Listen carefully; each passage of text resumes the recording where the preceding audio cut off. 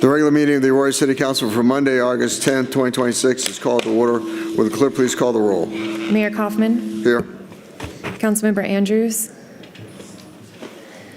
Councilmember Bergen. Here. Councilmember Coombs. Councilmember Gardner. Here. Councilmember Hancock. Here. Councilmember Horton. Here. Councilmember Jackson. Councilmember Lawson. Here. Councilmember Medina. Here. Councilmember Wiles. Councilmember Wiles. Here. There's a quorum. Councilmember Jackson is excused. Please join me in an invocation. Or our Lord, our God, and our Father. We come to you and we ask that you look upon this particular gathering tonight to keep us safe and guide us in our decisions. Bless our city with honorable citizens, industry, sound education, and good government. Unite our community together. Even though we come from different backgrounds, we pray that there be justice and peace in our city. Give the city council and citizens the wisdom, direction, and sensitivity to the business and proceedings before us tonight. Hear us, therefore, as we commit this meeting to the help of our entire community. Amen. Land acknowledgement. I'm sorry. Please join me in the Pledge of Allegiance. I pledge allegiance to the flag of the United States of America and to the republic for which it stands, one nation, under God, indivisible, liberty and justice for all. Land acknowledgement. The city of Aurora acknowledges that we gather on the territories and ancestral homelands of the Cheyenne, Ute, Arapaho, and Lakota peoples, past and present. We also recognize the 48 contemporary tribal nations that are historically tied to the lands that make up the state of Colorado. Indigenous peoples have remained committed to the stewardship of this land over many centuries. As these words of acknowledgement are spoken and heard, the ties that these nations have to their traditional homelands and to their vital place in the ecosystem are renewed and reaffirmed, and we are called upon to be better stewards of the land we inhabit as we continue to work to meet the needs of our entire community. A motion is in order for approval of the minutes for July 27, 2026. So moved, Mayor. Moved by Councilmember Hancock, seconded by? Mayor, second. Second by Councilmember Lawson to approve the minutes for July 27th, 2026. Discussion? Seeing no discussion, call for the question on approval of the minutes for July 27, 2026. Mayor Kaufman. Mayor votes yes. What did you say? Mayor Pro Tem. 13A, but let's see who's going to make the motion. Councilmember Horton. Yes. Councilmember Hancock. Yes. The motion passes unanimously to adopt the July 27th, 2026 meeting minutes. Adoption of the agenda. Motion is in order. Mayor, Mayor Pro Tem. so moved. Councilmember Wiles or Mayor Pro Tem, was there something that was going to be removed from the agenda? So we have a motion to approve the agenda. Is there you second that, Councilmember Yeah, Wiles? Mayor, City Attorney Schulte, I'll make that as a friendly amendment. So that would be, sorry, I scroll 13A. down. So, yep, move to approve the agenda with item 13A removed. Is there a second? Okay. It's Second. moved by Mayor Pro Tem, seconded by Councilmember Wiles to, what item is that? Approve the agenda of removing item 13A. Approval of the agenda minus item 13A. Item number 13A of discussion. I'm sorry, Mayor Pro Tem. So just to clarify the removal of 13A, I have some amendments to the resolution regarding the data center moratorium that would require significant modifications to the ordinance. So we're removing the ordinance and going to vote on the resolution as amended. Very well. Further discussion? Seeing none, call for the question on the adoption of the agenda as amended. Mayor Kaufman. Mayor votes yes. The motion passes unanimously to adopt the agenda with item 13A removed.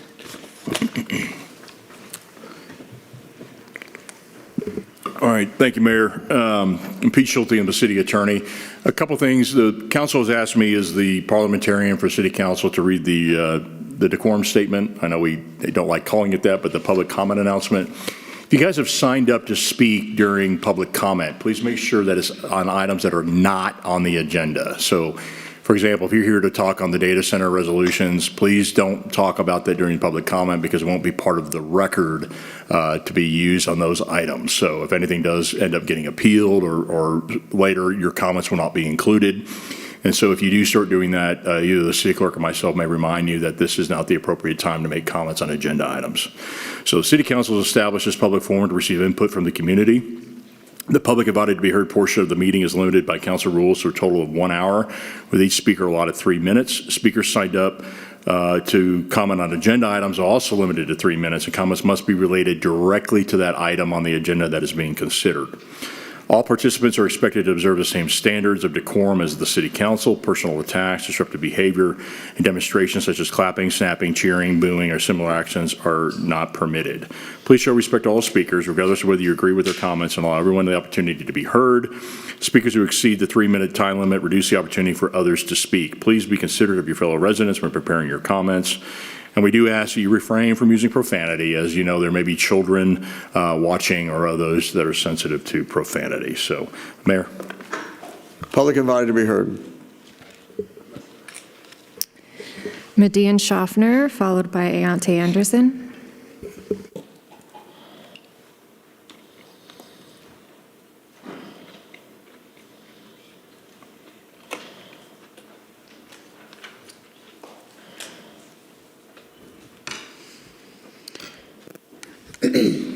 On July 31st, 2026, Rajon Belt Stubblefield would have been celebrating his 38th birthday.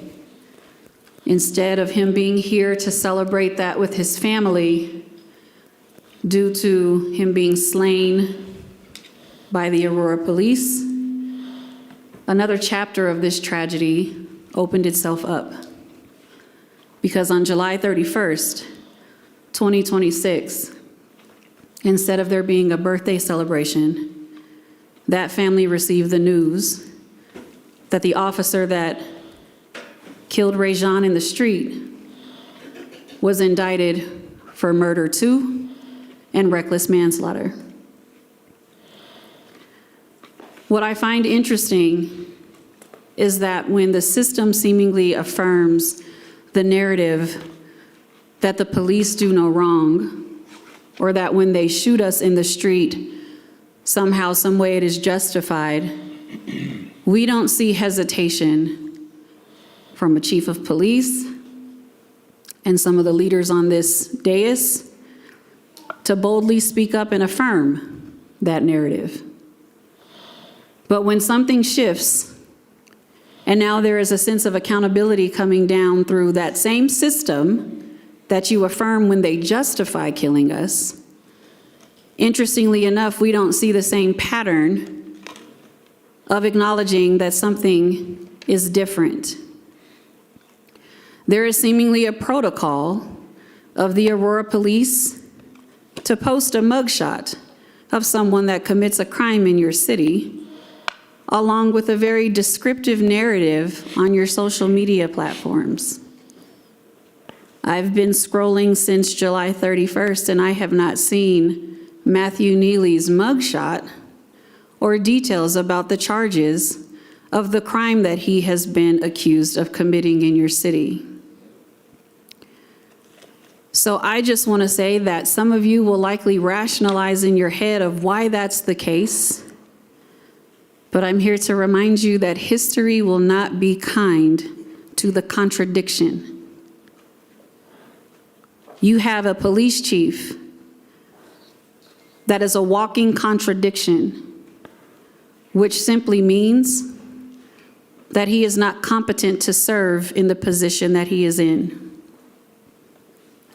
So as we have said before, and we will continue to say it again and again, fire Chief Chamberlain. This is a live example of how this chief pretends to care about everyone, but clearly only cares about some. Ayante Anderson, followed by Della Jordan.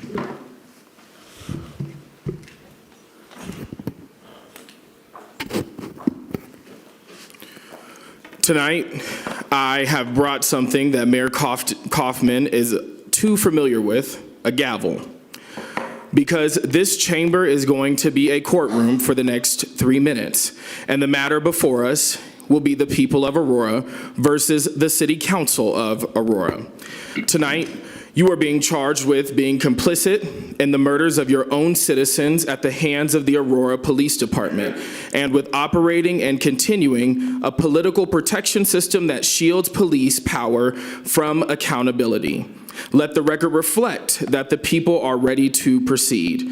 Our first witnesses are the families who have walked into this chamber carrying photographs of their loved ones murdered by APD. The families who have come here with questions this government still refuses to answer. The families who have begged this city and this city council for accountability. And Mayor Kaufman, those families know the sound of your gavel. Your time is up. Please conclude. Sit down. Order. Look at that. Government does work, just apparently when government does work, just not when black families need it to work for them. So tonight, the roles are reversed.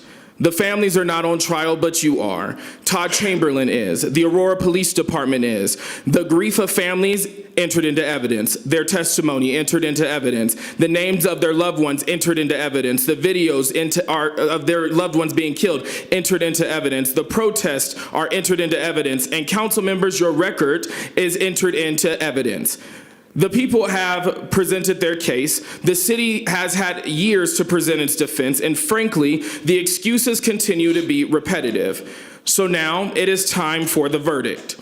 On the charge of choosing police unions over accountability, we charge the city council guilty.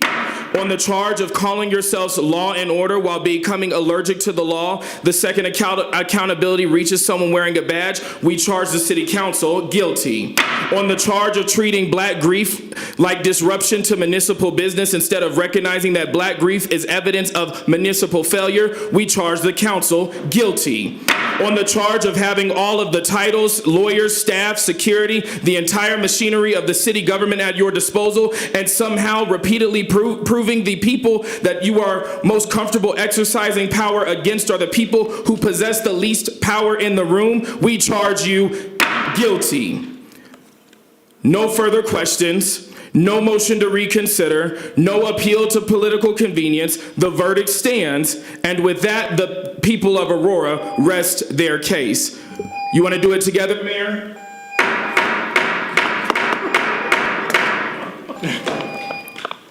Della Jordan, followed by Jeffrey McFarland.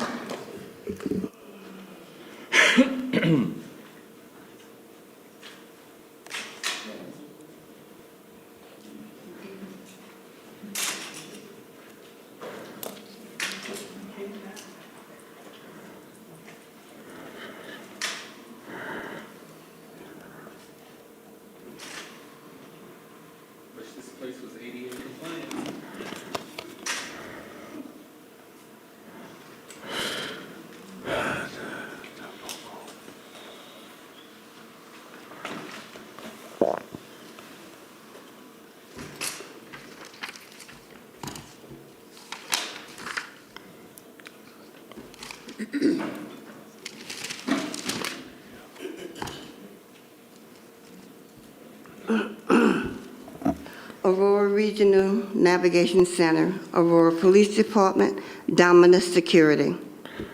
Mayor, Chief of Police, Navigation Center CEO, Security Chief. Don't want to meet with me? What about a press conference? Advanced Pathways, male and female, who refuse to tell me their names, but know mine. Melissa Aguilar Green, Marlon Sango. I know your names and have your pictures. Mayor Kaufman, I have your picture also. It says you are a board member of Advanced Pathways, whose mission is to provide pathways to recovery that create self-esteem, dignity, and independence for people experiencing homelessness. AP has missed and is missing their mark. Because AP is nonprofit doesn't mean that there are no stocks or bonds exchanging hands, or has things changed since I studied law. Aurora residents use the internet, research its company. There is corruption in that company, in that navigation center. Okay. Leave Alicia, my African son Kofi, Christian, and S.A. alone. If you want to attack me, go ahead and attack me, because I'm at the age where I'm 70 years old and I can fight back. There is so much corruption going on in that building, and Mayor, I'm beginning to think that you are part of it because you are a board member. But when I studied law, you could not be a public official and then be a part of a private company. And you think that Sango is a good guy? Not in that building. Not in that building. He's a little snip. He's a little snip that walk around manhandling females, old females like myself, chasing me around the building, asking me about my financial business and stuff like that. Why is that even any of his business? Then he had the nerve to say something stupid like, if I can afford to buy an egg for 30 people, I can afford to get out and pay for transitional housing. I had to school the little fool because he didn't understand the difference between taking food stamps and spending $4.50 for 30 people for one egg. And then he's talking about, well, if you can afford to do that, then you can afford to pay for transitional housing. Then he's going to tell me I cannot take my personal profit out of it. I've been off my medication for over 30 days. My body is shutting down. My doctors have tried every which way they can to get my medication back. Then when it comes to my thyroid, a person's thyroid is between 2.5 to 4.0. My thyroid is 100. I'm in the process right now to where I could have a stroke or a heart attack. Oh, and I have a package that's coming for each and every one of you, plus the police department chief and the city attorney and the attorney and the lawyers and whatever. But they have messed with the wrong person, and they're about to find out.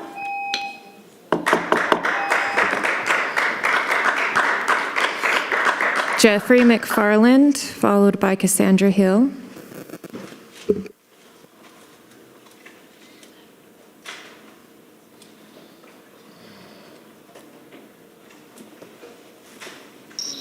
She did. She. Oh, no.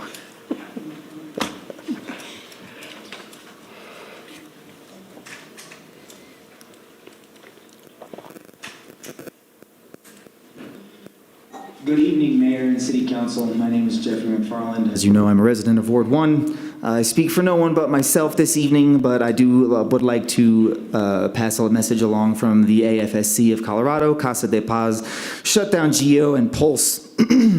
They've put together a public health order they call the People's Public Health Order. Colorado state agencies, the governor, and our city council have yet to use every tool available at their disposal to protect the best interest of the public health and Coloradans detained within the Aurora Health Facility. The inaction and lack of urgency from the governor's office and the CDPHE have lost our trust. Per the well-documented medical neglect inside the Aurora facility, it is clear that the for-profit detention model will not keep people safe at the Aurora or the Bighorn facilities. We, the people of Colorado, are issuing a public health order to compel the GEO Group to allow a proper public health investigation of potential tuberculosis infection and disease spread within the GEO Aurora ICE Processing Center. A third-party laboratory confirmed an active tuberculosis case on June 22nd, 2026. This public health order is necessary as the GEO Group, under contract with the Department of Homeland Security, has denied entry since June 25th, 2026 to the Adams County Health Department. The Colorado Department of Public Health and Environment requested GEO comply with the order by July 17th. GEO has yet to grant access. On the 22nd, an active case of tuberculosis was confirmed at the GEO Aurora ICE Processing Center. The GEO Group defied the public health order of Adams County Health Department issued on June 25th, blocked the tuberculosis investigation, and has since confirmed another active case and noted up to 61 people who have potentially been exposed. To date, the GEO Group and the Department of Homeland Security and ICE have not provided any contract tracing, location data, or access to the people who have potentially been exposed. I'm going to take the last minute here to kind of tie the threads together. If we can't call the cops to let us into the health facility where there's a tuberculosis outbreak, like a steamship era disease, the type of disease that used to have a past tense Wikipedia entry, and now there's an outbreak of it, and we can't get in. Why? Because they're feds? Because we need to comply with federal law? And make sure you think about that when you hit that dispensary on your way home. I really don't understand the notion that the good guys want to put people in cages and keep them sick. The good guys keep you out of a facility so that nobody can be treated, nobody can be quarantined, nobody can be isolated, symptoms can't be recorded. They had a press conference where they read that public health order down at the Capitol here this evening about an hour or so ago, and I would like to reiterate the messages of shut down GEO, fire Todd Chamberlain, and no new concentration camps in Colorado. That sounds like a good one to me. Thank you. Cassandra Hill, followed by Hashim Coates.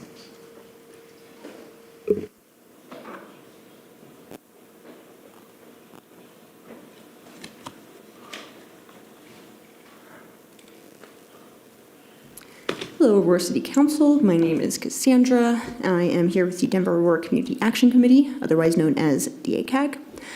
We recognize the charging of former Aurora police officer Matthew Neely is a victory for the people, but the fight is far from over. This indictment of this killer cop was won, not by the goodwill of anyone in the government, but by the relentless organizing, protesting, and demand for justice from the community. While the formal charges against Matthew Neely are a necessary step towards accountability, true justice requires more than a single court proceeding. It requires complete dismantling of the narrative and structural protection provided to violent officers by APD. We must address the role of Aurora police leadership played in the attempt to cover up Ray John's death at the hands of Neely, particularly the words and actions of Chief Todd Chamberlain. Chamberlain unconstitutionally led a campaign to smear Ray John's character immediately following his murder. In press conferences, he presented unverified claims as facts, attempting to justify Neely's needless violence by asserting that Neely's sucker punch was a de-escalatory maneuver and recklessly speculating about Ray John's intent when he disarmed himself. Chamberlain's attempt to twist the facts, craft a protective narrative for his officers, and slander an unarmed victim before a full investigation was conducted is unacceptable. This behavior is consistent with Chief Chamberlain's long track record of controversy, stretching back to his tenure with the LAPD, which includes high-profile anti-Black discrimination lawsuits and systematic biases. Under his leadership, APD continues to violate the spirit of the state consent decree and demonstrate why public trust in this department remains broken. The Denver Aurora Community Action Committee demands justice for Ray John's family and loved ones. Our charge is only the start. Conviction and empowering the community control their police must follow, so that wave after wave of police killings and crime can finally be stopped in Aurora. We demand you fire Todd Chamberlain, the next police chief selection be open to the community and democratic, and give the community control over the police. Thank you. Hashim Coates, followed by Kristen Mallory.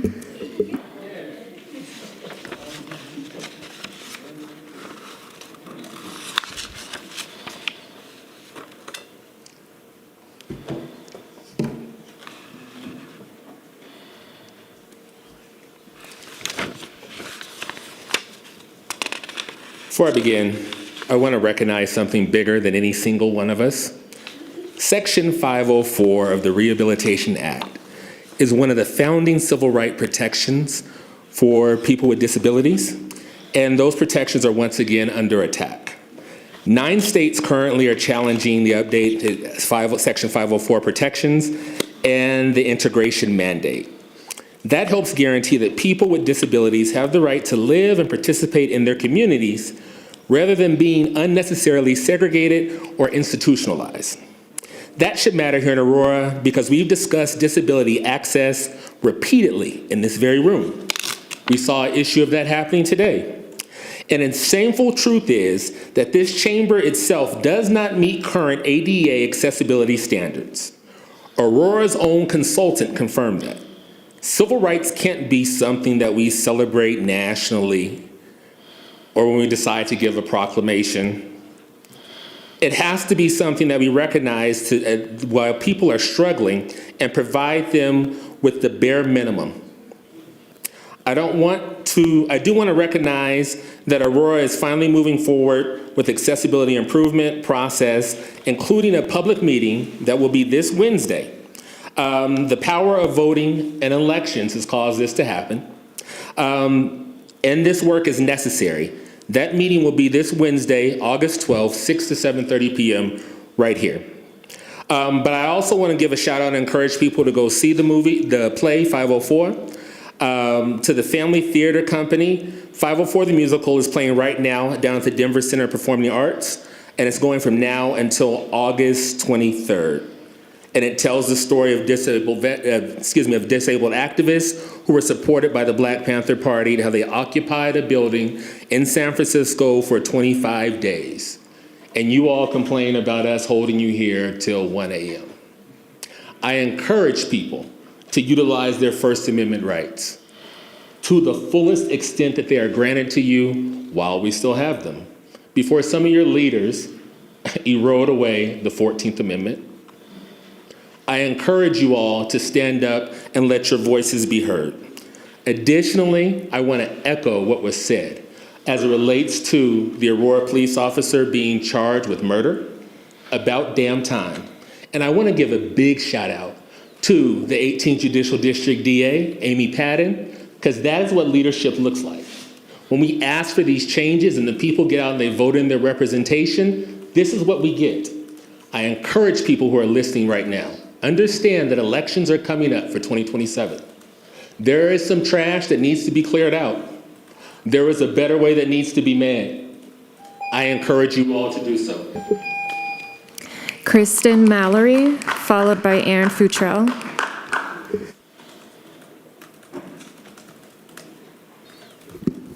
Hello, Kristen Mallory, Ward 3. Good to see you all. I actually don't have anything written. I agree with everything that everyone has said so far. But the reason I wanted to talk in open comment was about the Great Lawn and the fact that we took out all the turf. And now to replace the turf with a water-wise solution, it will require us to use more water than we had to get grass reestablished. And I just find it really ironic that our mayor is driving around the city pointing the fingers at APS while we had a big, healthy lawn out front here. And instead of just letting it die naturally and then replacing it with a water-wise grass, you did the most extreme thing possible and then posted videos about it. And so instead of a great lawn, we now have a great dirt pit. And I understand that the plan is to be a water-wise solution, but there was just like a better way to go about it. And it's super irresponsible in the middle of the drought. Like, I went up to the mountains a couple weeks ago to where the reservoirs are supposed to be, and they're dry. And now we're gonna spend how many thousands of gallons to get our great lawn reestablished when we could have just let what was out there live until it couldn't live with water anymore. So that was a very extreme choice. And I don't know if it was the mayor or the city departments, but I'm very unhappy about that. Also, yeah, GEO shouldn't exist. We need to hold our cops accountable, all the things, but we also need to be more responsible with water, and that will come up again here very shortly. So thank you. Aaron Futrell. Aaron Futrell, followed by Juan Marcano.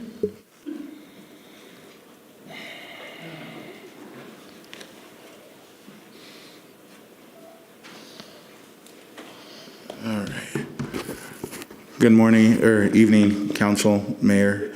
Thank you for the opportunity to speak. Probably going to sound like a parrot because it's been a week, especially with the news regarding Rajon Belts Stubblefield and the officer being charged with second-degree murder and reckless manslaughter. That development is significant, but tonight I want to address something that has been conspicuously absent, an apology from Chief Josh or Chief Todd, whatever you like to call him. If you know, you know. To the community activists who witnessed this incident, recognized that something was wrong and had the courage to live stream what they were seeing. Let's be clear, the community activists did not create this situation. They did not cause the confrontation. They did not pull the trigger. They simply documented what they witnessed. And yet, instead of acknowledging their role as a witness and treating them with dignity, APD and its leadership spent far too much time attempting to undermine their credibility. And yet, instead of now I understand that a police chief has an obligation to stand behind their officers, especially when officers are doing their jobs professionally and honorably, and I have no problem giving APD credit when credit is due. When officers remove illegal guns, drugs, counterfeit money, find hit and run cars, they deserve recognition. But leadership cannot mean unconditional loyalty. Where was that same unwavering defense when a police vehicle was stolen during a burglary and APD became the subject of national and local ridicule? Where was it when a school resource officer was accused of using his space as a personal dating environment for years? In those situations, the chief appropriately condemned conduct that was embarrassing and unacceptable.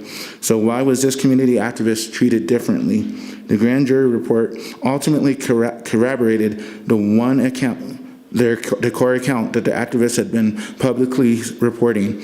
That should give us all pause. For 2 years, we have heard community leaders, organizers, residents, and yes, myself included, call for Chief Josh, Chief Todd Chamberlain to step down. Frankly, that conversation is becoming stale.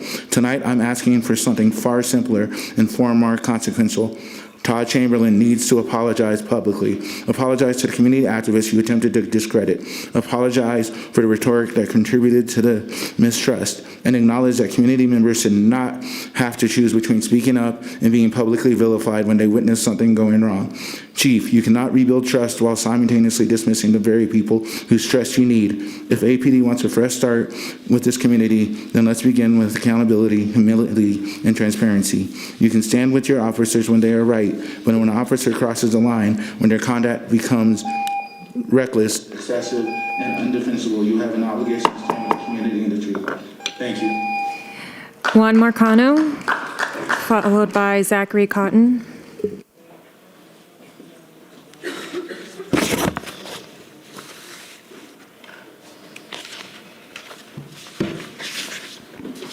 Good evening, Council. My name is Juan Marcano, and I'm a resident of Ward 4. I'm here to speak with you all tonight about the rules changes that y'all were discussing during study session. I want to begin by thanking you all for taking the time to review the council rules in their entirety. I know that there's been a lot of damage done to how this body conducts its business since 2021, and I'm really grateful that y'all are taking the time to repair that damage. I just wanted to highlight a couple of things that I think would make the People's House a little more inviting for all of our community members. For starters, I'd like to see the 1 hour limit on public invited to be heard removed. Listening to members of the public about items that are not on the agenda is an important part of your roles. If you're concerned about the length of public testimony, I encourage y'all to address the items that you're hearing repeatedly. We've had, for example, grieving families who have been coming up during public invited to be heard for the better part of, 3 years now. If you want to get that to stop, I recommend that you actually address the grievances. That means take time to formulate a plan, add it to the agenda, and address those issues. That solves the problem. Number two, I appreciate that y'all are trying to require council members to, and I quote, endeavor to appear in person, end quote, at council meetings while still allowing for remote participation. I think that's fair. Although I really want to see council members required to be on camera while they are participating remotely, especially when they are voting. And I would also ask that you extend that same courtesy to members of the public who wish to speak on agenda items or for public invited to be heard. Let them join remotely. We already have the technology to do that. And three, I would love to see y'all get rid of the stanchions and the security theater outside. Y'all should take a look at how much that contract is costing the city and consider what message it sends to the public. None of this existed until after 2023, and I have been coming to city council meetings since 2015. None of that existed before. I have never felt unsafe in this chamber. You guys are about 2 feet higher behind a bullet-resistant dais than anyone else out here. Y'all have nothing to be afraid of. Please get rid of the security theater, save the city a little bit of money. The only use I've seen come out of that is to selectively harass members of the community over water bottles. That's unacceptable. We can do better than that. And I want to end with a separate topic here. I encourage y'all to check out the Denver Post today. They wrote a pretty scathing op-ed about the repeated humiliation that APD brings upon the city, our reputation, the amount of money that they have cost us out of our general fund. There are better solutions out there. I have already spoken ad nauseum, and I will continue to, about looking at contracting with the Arapahoe County Sheriff's Department. They have a fantastic record. It would save you all money and allow us to make community investments while delivering a better public safety service to the city. Thank you. Zachary Cotton, followed by Jeff Brown.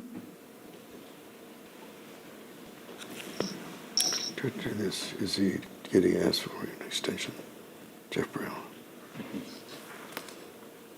No, that's not Jeff Brown. He's after this guy.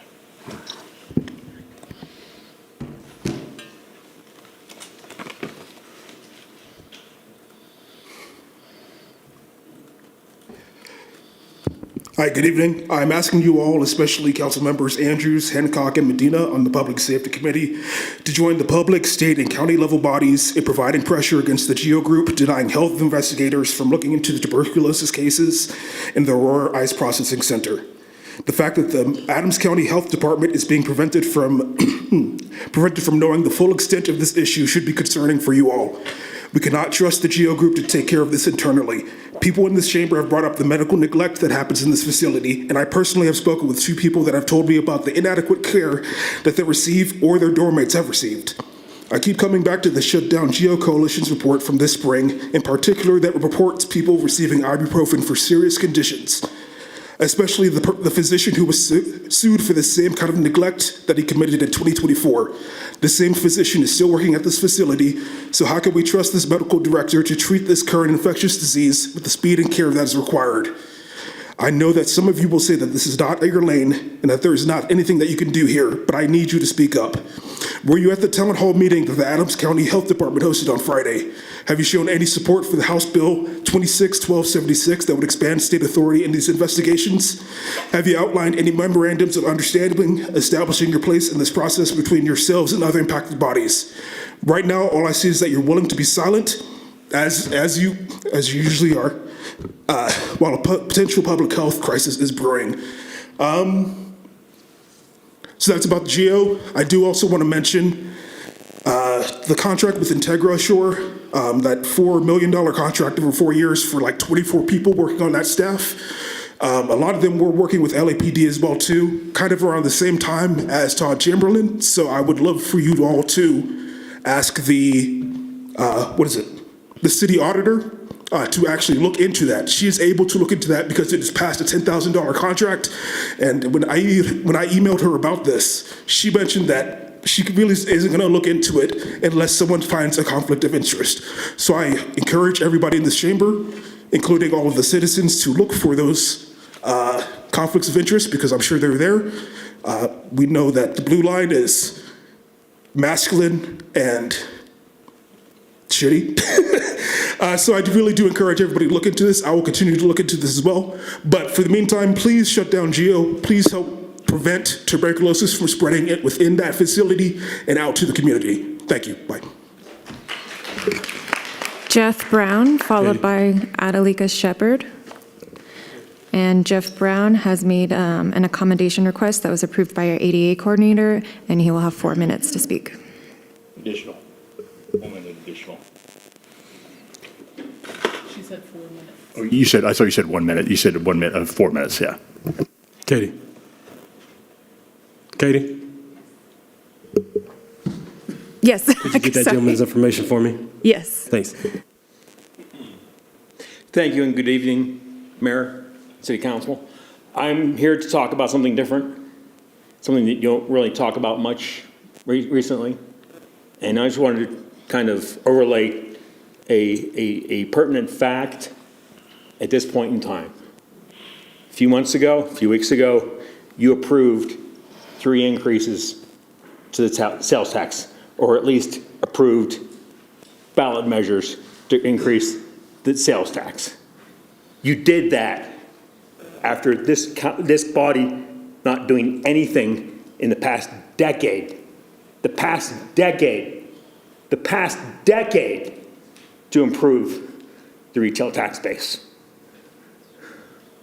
CABC, where I served for over 2 years, repeatedly begged this body to take the lagging retail tax base seriously, and this body ignored us.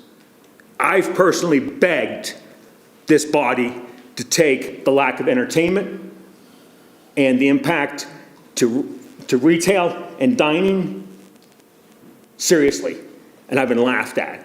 I've been defamed. Enough. I submitted 2 resolutions to you on Saturday via email. Anyone want to look at it? Right here. I have hard copies if anyone in the audience wants to see them. The first one, pretty simple. The retail activity per resident should be reported regularly to the people of Aurora and to you all. Every week, you guys are making decisions that are hostile to the retail tax base and the use tax base as well. We can't afford it. This city can't fund its way out of a wet paper bag, and you're chasing business away every week. I'm not sure if you really realize that. Do you stop and ask yourselves, what is this doing to our retail tax base, which is in the toilet? So again, the first resolution puts that metrics in the budget book every year with a full analysis every 5 years. It also states that tourism and venues are strategic tools to improve the retail tax base. The second resolution articulates City Council's desire and intent and direction to city staff to both communicate to the governor and this legislature that City of Aurora wants out of the Denver SCFD. We're going to recreate it as a home rule city, which I believe we can do, and focus on what we need to fix our retail, our entertainment, and our dining. So, 2 resolutions. I have hard copies. If you want to see electronic copies, here you go. But right now, this group right now is more interested in having you pay higher sales tax than trying to get anything to attract visitors from around the region. Please address the council. Coming to DIA to spend. You're taxing, you rather have us pay higher taxes than actually encourage people, Did you get the minute? entice people to come to Aurora to spend here. And enough. You're caught.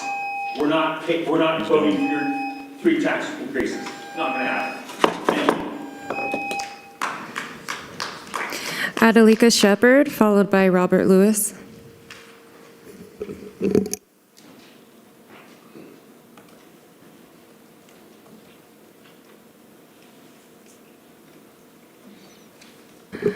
Robert Lewis, followed by Shardina Lewis.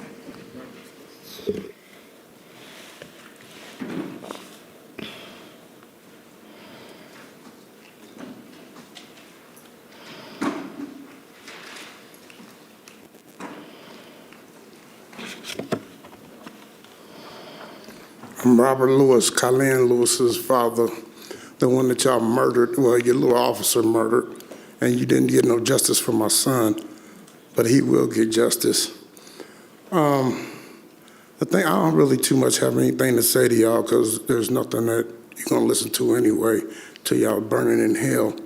But I'd be ashamed to live in Aurora. I was ashamed when I was little when I used to live in Aurora because y'all some racist, no good, prejudiced bastards. And now I see all the other stuff that y'all are not doing right. You poor little helpless elderly lady, y'all not even gonna help her.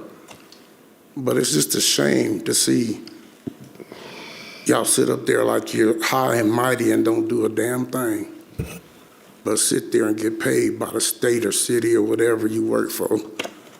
It's just a shame that none of y'all seem to do the right thing, but you keep wanting to do the wrong things. But one day it's gonna clash on you. And I just wish that I could be the one to clash it on you, because I'd make you pay. I'd make you pay real deeply. And not just for the mess y'all do in Aurora, but just for the murder of my son, because you backed this little murdering ass cop that should be dead or in prison. You know, and every other week I got to come down here and express my little emotions to y'all, which you don't even understand. Because I wish I could get a clan of people together and just take y'all's ass out and start all over again. You know, with somebody that would give a damn about their community and what's really going on, and how you let these murdering ass cops have their jobs and still do what they supposed to not be doing. But I just wanted to let y'all know that little bit about it. And the rest of y'all, the ones that don't have nothing to do with it, I understand, but y'all just really irked me. And I really hate coming down here every other week, but I will, because it's standing up for my son. And he, like I said, he didn't deserve to die like that no matter what the hell was going on. You don't shoot an unarmed man. And the punk ass cop, like I said, if I ever come across him, I'll kill him myself.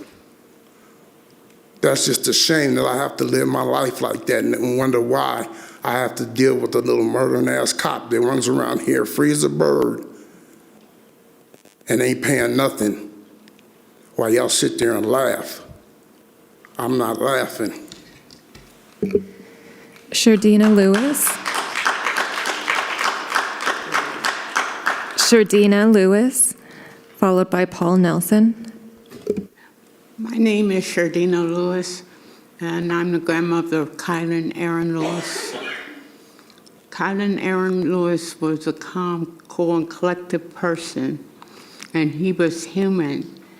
When you say pledge allegiance to the flag, United States of America, to the republic for which it stands, one nation under God, indivisible, liberty and justice for all, they need to take the liberty and justice for all off that.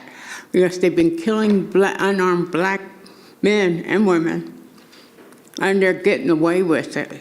Some of them are.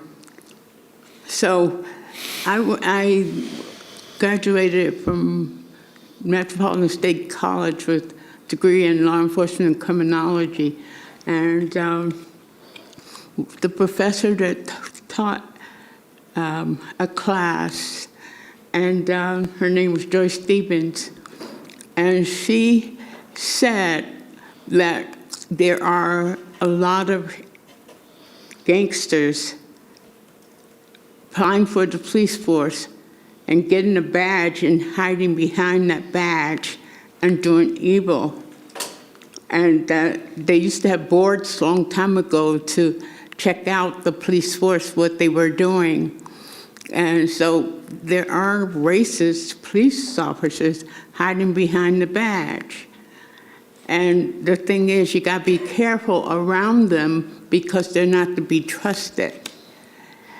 and especially with black people, they can't be trusted. So I just say, they said they wanted to talk to him about attempted homicide. So I asked, what's attempted homicide? Well, you threatened to kill somebody, or you killed somebody and they missed, and Kylan was not that way. But why would you kill him? You want to question why would you, talking about you want to question him, and you kill him before you can question. What kind of questioning are you going to do with the dead man? He has no defense for himself or what's going on, but they just killed him. Another thing, he was 6'2", very handsome, tall young man. And when they asked him, we saw the police cam, they asked him to get out of the car, and he got out of the car, and his hands were up in the air like that. One hand had a cell phone. So they want to say that might be a gun. A gun would be down here when you have a gun, not way up in the sky. So the guy that shot him, we had other police officers there. And those other police officers didn't shot him. It was just this one, Officer Deeks, that did that killed Kylan. When his hands up in the air and they shot him in the stomach and he went down, he kept saying to them, then he had his hands up in the air, I don't have anything. I don't have anything. I don't have anything. And that one shot him when he went to the ground. It's just terrible. It's horrific. And I'll never forget that. So we have some good police officers, but there are quite a few police officers out there that's hiding behind the badge, racist, and doing their dirty work. So I pray by the will of God that they get those type of police officers off the street and don't let them be a police officer anymore, no matter where they come from. Thank you.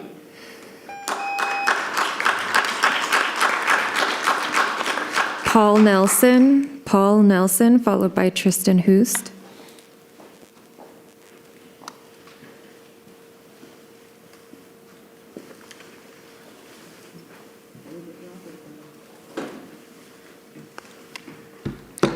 Hello, Council. Thank you for the time. My name is Paul Nelson. My friends and associates call me Nels. I want to first address the fact that it's a damn good thing that this killer cop was indicted. And it wasn't because any of you did anything. It was actually because of the brave people in this room who have showed up for 3 years and have continued to demand justice.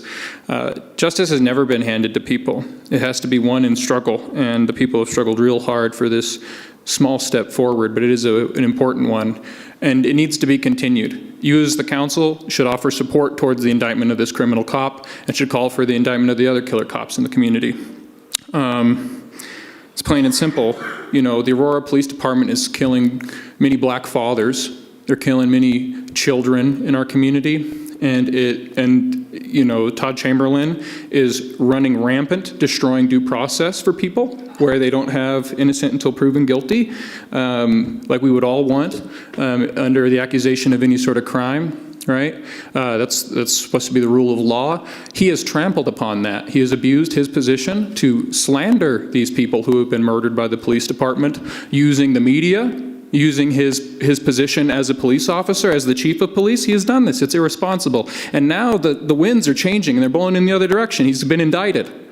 What are you going to do? The political winds are changing. A lot of you careerists up here ought to see that and recognize that it's time to call for his resignation. At the very least, you should call for Todd Chamberlain's resignation. He has no business being in this community. You should do that. You're free individuals. You can make statements. You should at least be brave enough to do that. Add a little spine to this council. Because he was complicit in what is a cover-up. These are cover-ups that he's engaging in after the cops kill and he gets on the screen and begins to slander the people, slander the children. You know, he called it trans confusion as the basis of why that child was shot, the Mason child. And that's shameful enough to warrant a resignation, but there's been a dozen more cases. You should take this very seriously.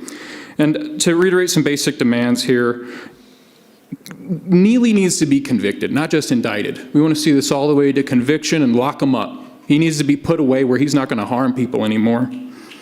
And the same thing needs to be happening to the people who killed Kylan Lewis. That's Officer Deke. It needs to happen to the 2 cops who killed Corey Dillard. It needs to be happening to the cops who killed Rashad Johnson and the Mason child, as well as Jordell Richardson. The same motion should be happening there, and you should call for it. You should call for an apology from the APD and a resignation by this Todd Chamberlain individual who's complicit in crime. He's a criminal, and he's running a criminal organization of murderers when he covers up for them. Insofar as you allow that to persist in your community, that's what's happening. They talked about the op-ed earlier, right? Maybe you should read that. And finally, give us a community control over the police department that means to hire and fire these crooked cops. Give the community the power to hold them accountable. But currently the power that nobody has, we're relying on police to police. That's ridiculous and it's never going to work. So we demand community control. Tristan Hoost, followed by Kiowa Lewis.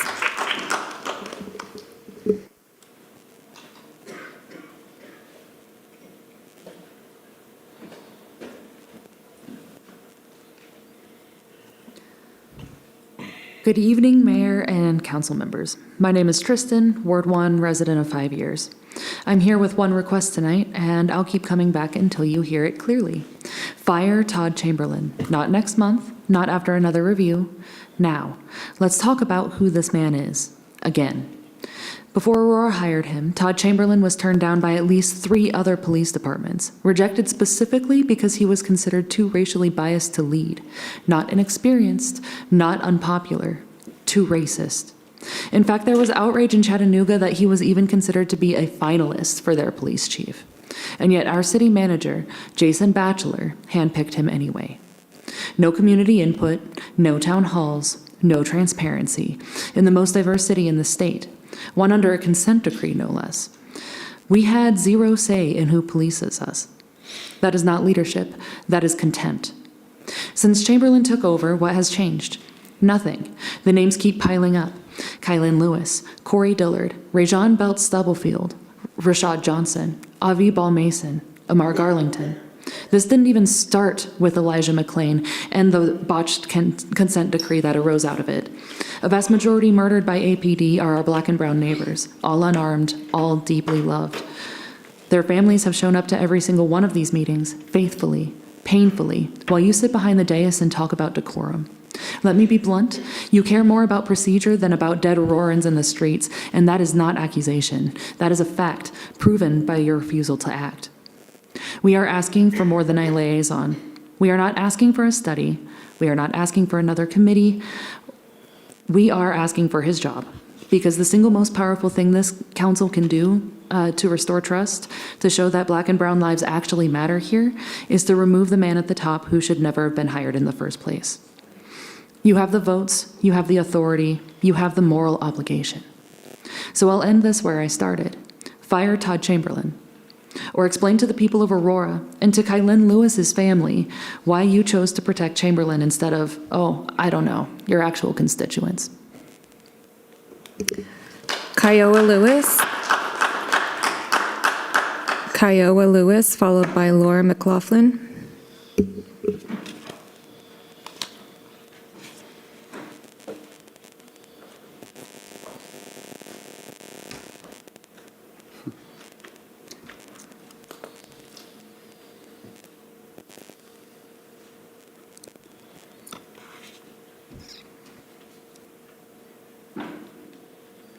So tonight I'm going to speak to all y'all in parables.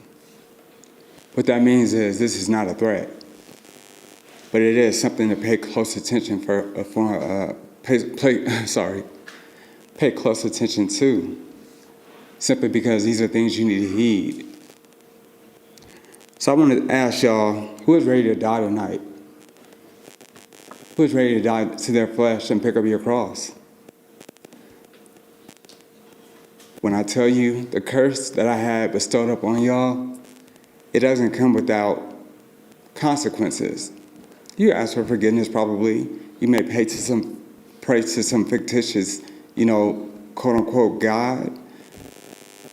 But none of them is the Most High. None of them is Elohim or Yahweh or El Shaddai. None of that, right? So I want y'all to understand that as y'all sit here and continue to still let people get killed and families hurt, God sees all, Yahweh sees all of this, right? And he ain't playing no games with it. So I ask y'all, who's willing to pick up their flesh or pick up their cross and lay down their flesh, die to your flesh? Mike Kaufman, I feel so sorry for you, bro. I do. I hear the prayers that you actually is repetitive. And actually the scriptures speak against that. Nothing that you say is for the people. It's not, but you may feel it is.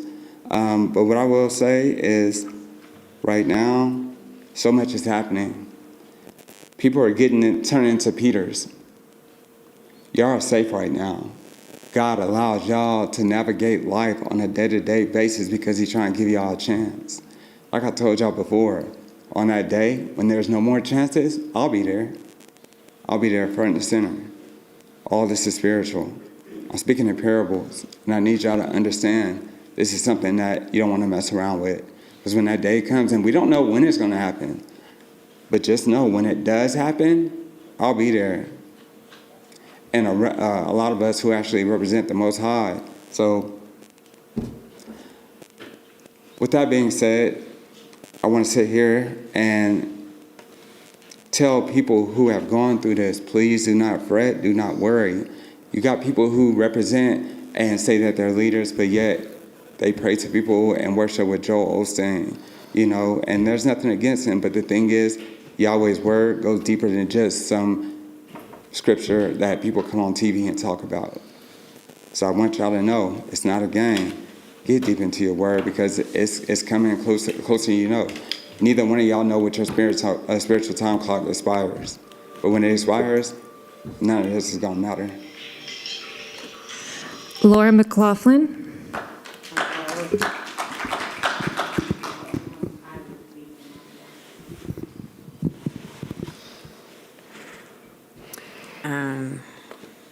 Jordell Richardson, Kylan Lewis, Jalen Seabrons, and a list of others.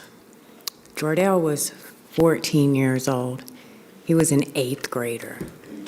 I just want that to sit for just a second, because there was a news article and I read some really horrible stuff in the comments. But at the end of the day, Jordell was a 14-year-old 8th grader.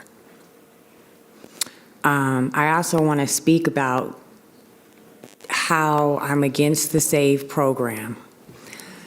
If you already have a community that fears your police department and you're sending police to speak to people who you are profiling that they're doing illegal activities, well, you're not going to reach them with a police officer.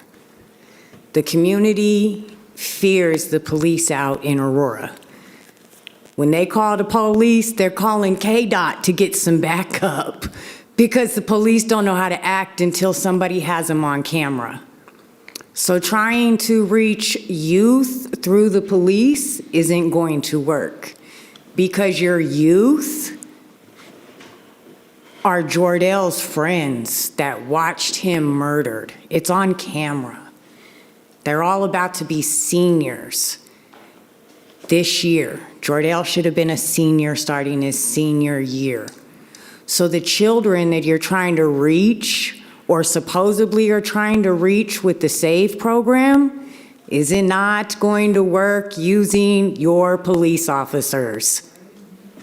You're not going to reach these kids, not with the police officers. And I have another question. As the city leaders, how can we mend the way the community feels about your police department? How can we move forward in fixing what is broken? Because you keep hearing family members, and you might not like the way they come about it or the words they say, but they're in pain because of what's happened. How can we fix what is broken? because the police department's known around the nation for killing Black folks. How can we fix it, is my question to the city leaders. Because it's obviously, I mean, the Denver Post just said 5 homicides is the way that it was listed. How do you fix Aurora's name?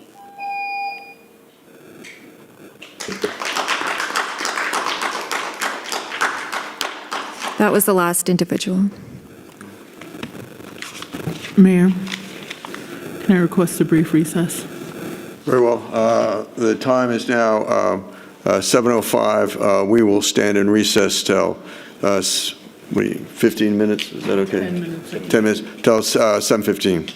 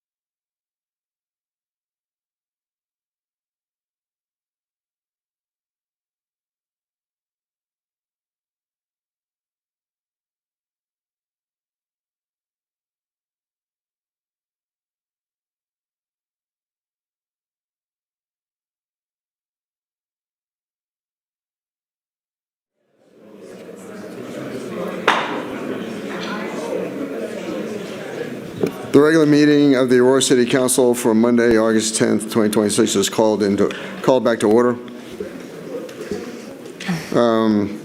Motion is in order for the adoption of the consent calendar on motions, item number 10C1 to 10C3. I'm sorry. Councilmember Hancock. I'd like to pull 11A5. We're just doing 10 right now. 10? Yeah. So 10A, 10C1 through 10C3. Just need a motion on that. Okay. Fine. Motion is in order. Move that we adopt 10C1 through 10C3. Okay. It's been moved by Councilmember Hancock to adopt the consent calendar on motions 10C1 to 10C3, and seconded by? Mayor, second. Seconded by Mayor Pro Tem. Discussion? Seeing no discussion, call for the question on the adoption of the consent calendar on motions, item number 10C1 to 10C3. Mayor Kaufman. Mayor votes yes. And Katie, I'm a yes. I'm logging back into eScribe right now. Okay, thank you. The motion passes unanimously to adopt the consent calendar for motions.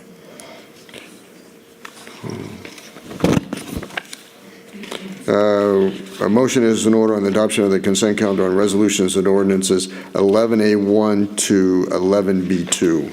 Mayor, Councilmember Hancock. I'd like to pull 11A5 and 11A6. So we need a motion first to approve the consent agenda, 11A1 through 11B2, and then you can pull the specific items. So we need the motion first. Okay. What do you want me So to? are you moving to approve the consent agenda Yes, from I'm moving 11A1 to approve the consent 11B2? agenda. Yes. And we need a second first. Mayor, Second by Councilmember Lawson. Okay, now you can call Councilmember Hancock again. Councilmember Hancock. All right, now, once more with feeling, I'd like to pull 11A5 and 11A6. Okay. So now the consent agenda is 11A1 through 11A4 and 11B1, 11B2. Further discussion? Mayor, we have individuals who'd like to speak on items 11A1 and 11B2. Oh, very well. First individual for item 11A1 is Aonte Anderson, followed by Median Schaffner.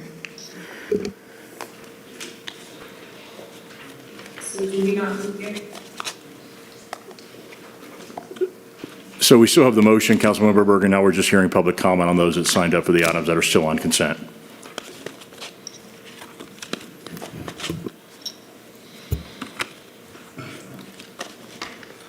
I believe that all I have to say is we just need to be able to uplift the testimony of Ms. Della Jordan. I think that she has given you an insight to what she is witnessing at the Aurora Navigation Center and why accountability metrics are important. And so I don't need to belabor you all on what she has said week after week after week. I would just ask that while you make this decision and while you make this vote, that you take into the words of what Ms. Della Jordan has went through consistently for the last few months, and ask yourselves if you are comfortable with the current standards and the conditions of which this facility is in. So with the rest of that, I yield back, and I want to just again make sure that you understand Ms. Della Jordan is the reason why I am encouraging you to support this resolution. Thank you. Median Schaffner. Okay, and then for item 11B2, we have Hashim Coates.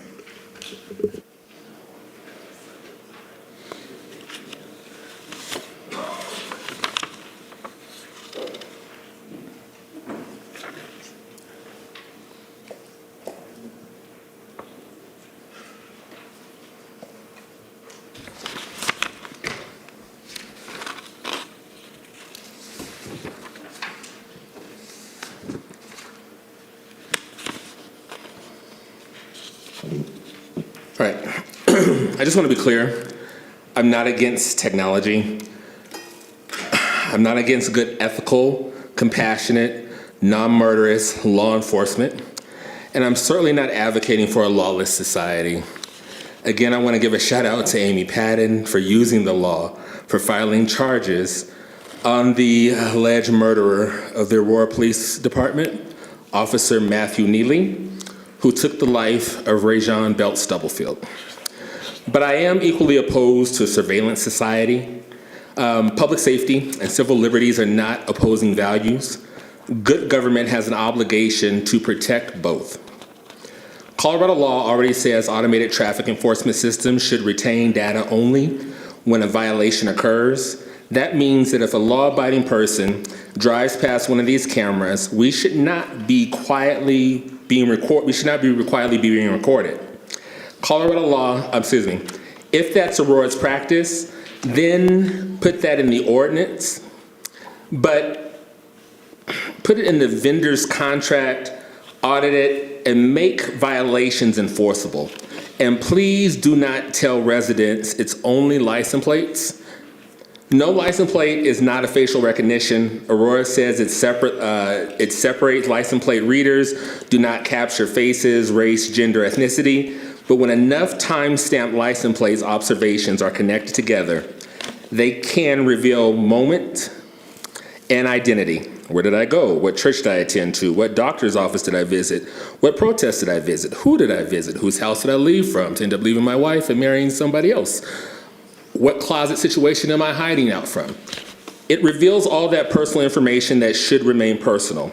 That's sensitive information, and Colorado lawmakers raised these exact concerns this year when considering statewide restrictions on license plate reader databases. We shouldn't have to imagine what could happen as it relates to immigration enforcement. In Denver, license plate data was searched nearly 1,400 times for ICE or immigration-related purposes by law enforcement agencies across the country. ICE didn't even need to direct access for the systems to become useful for immigration searches. I really implore you all to protect, expand upon, just protect the Fourth Amendment at its bare basic level. We have no idea what technology can do unless you guys are explicit with them as it relates to that and put firm guidelines into place so that they can't be used for nefarious purposes. We have to treat this system as if our worst enemy will then get a hold of these systems and then use it against us, no matter what side of the aisle that you're on that. That was the last individual. Okay, the question before us is the adoption of the consent calendar on resolutions and ordinances with the exception of item number 11A5 and 11A6. Discussion? Mayor, Mayor Pro Tem. just a question for the city manager or perhaps APD regarding the contract for the speed cameras. Do we have clarifications, or maybe this is a question for the city attorney, I'm not sure, regarding kind of this state legislation, compliance with this state legislation, and collection and retention of data? So one of the big changes in the state law, which is what this ordinance does, is it brings us into conformance with the recent changes in state law. Within that, and there was some discussion at the last council meeting, prior automated vehicle identification systems included a picture of the driver's license, of the driver, and then there was a defense that could be made that I was not the driver. The person in the picture is not me. So because of that, the automated vehicle identification systems included a requirement that you needed to capture a picture of the driver. With the changes in state law, that is actually no longer required, actually no longer allowed. So we have already made that change. We're no longer capturing the picture of the driver. And so this now removes that as an affirmative defense. So this brings us into conformance of law, and that's already our practice, given that the law has been changed. And real quick, Mayor Pro Tem, this system is separate from the flock system or anything else, the license plate readers. It does not feed into that information. It's completely separate, used by the vendor only for issuing the citation. So it is not being kept as part of trying to document who goes by a certain area. Okay, and just for clarification on that, so once it's captured, you're in this place, your citation has been issued, that data is only retained for the purposes of the citation and not used in any AI data systems or any other comparisons? Deputy City Attorney Platt, that is correct, right? That's correct, Councilmember.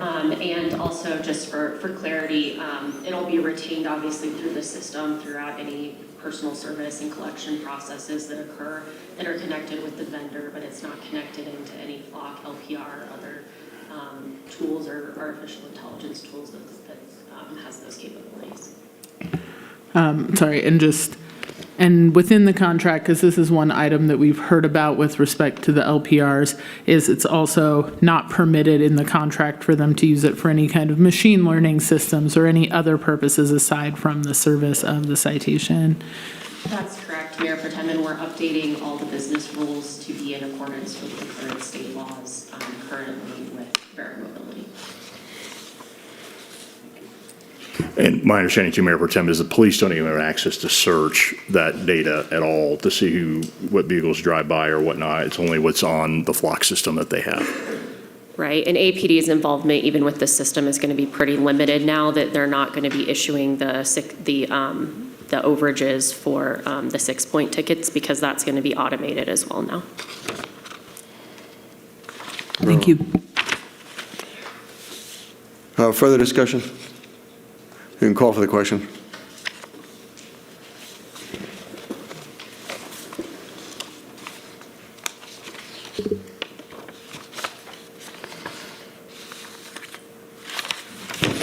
Councilmember Jackson. Thank you. The motion passes unanimously to adopt the consent calendar for resolutions and ordinances with items 11A5 and 11A6 removed. Clerk, now please read the title to item number 11A5. Item 11A5 is Resolution 2026-97, directing the city manager to implement data center regulations. Mayor. And Mayor, we do have individuals who'd like to speak on this item. Very well. City Attorney. And I'm pretty sure council's very aware of this, but 11A5 and 11A6 are in conflict, obviously. So this would not be a situation where both resolutions should pass. Because they are in conflict. I know you know that, but I just put it on the record. And City Attorney, Mayor, point of order. Are amendments in order prior to public comment or subsequent to public comment? So what I would do is, let's go and hear public comment first, and then we can have the motion and then amendments following the motion.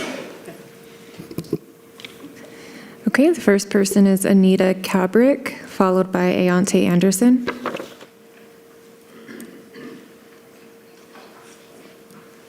Anita Cabrick. Okay, Ayante Anderson, followed by Median Schaffner.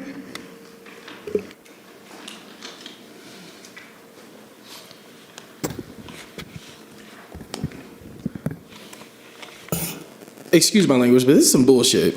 I'm so confused on how we should be giving public comment before we hear any amendments or adjustments y'all are going to make, because if that is substantial to what, if you all are going to make substantial changes to this resolution, then I would respectfully like to hear what you all have to say and then be able to let you know if I'm supportive of it or not supportive of it. I just feel like this disenfranchises public participation.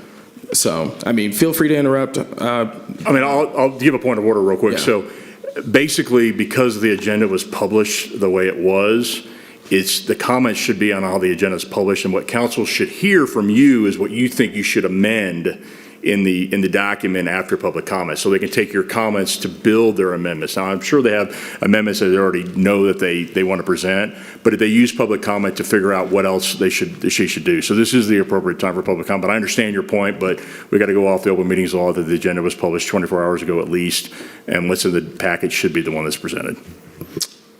Well, great. Well, I guess I can't really do too much about my opposition to Curtis Gardner's resolution because he never shows up to fucking work. And so, I mean, I would say that I support what Councilmember Wiles has put forward to the council, because we need to make sure that we are not having data centers just run rampant through the city of Aurora, and you all need to be coming up with some rules and regulations into which they are supposed to be at the bounds that they need to be operating in. And the fact that Councilmember Gardner, who again doesn't show up to city council meetings, is offering a resolution and at a city council meeting, and it still is not here at said city council meeting, physically present in a meeting, it feels like he's trying to silence the voice of one of his female colleagues. But I hope that wherever, if he's listening from the home of him and Amanda Sawyer, I hope that he is able to hear the concerns that individuals have about his resolution being in direct opposition and competition with Councilmember Wiles. So pass Councilmember Wiles' resolution, and I hope to listen to more of your amendments through this process. But this right here, this does not feel authentic. Just to be from this side of the dais, knowing what it means to be an elected official, if I would have pulled a gotcha when we were debating on the Denver School Board of like, we want to hear your concerns, but now we're going to pass a bunch of amendments, our parents would be pissed off. Because what you are about to do is likely change one of these two proposals, and we will not be able to respond or give you our feedback in real time. But we're just supposed to be like, oh, okay, here's our opinion beforehand, and you actually might change drastically one of the two of these issues. So Councilmember Gardner, I hope that you're listening from you in the Sawyer home. Show up to work. Show up to work. You lucky I forgot my gavel. Median Schaffner, followed by Aditi Desai. Okay, Aditi Desai, followed by Varang Desai.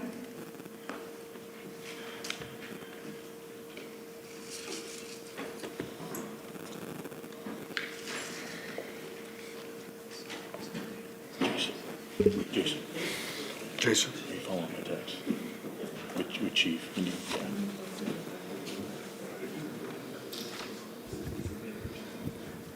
Good evening, Mayor and members of City Council. My name is Aditi Desai, and I reside in Aurora, and I'm here in favor of 11.A.5. I would like to comment on infrastructure considerations associated with large-scale data centers. Data centers, particularly those supporting AI applications, can require substantial electrical capacity and supporting utility infrastructure. We need to evaluate these projects in regards to grid capacity, transmission upgrades, long-term energy demand, and how infrastructure improvements would be planned and funded. In addition to electricity demand, City Council needs to examine whether existing utility systems are prepared to accommodate future growth while maintaining reliable services for residents and businesses. These considerations can be important for long-range planning and capital investment decisions.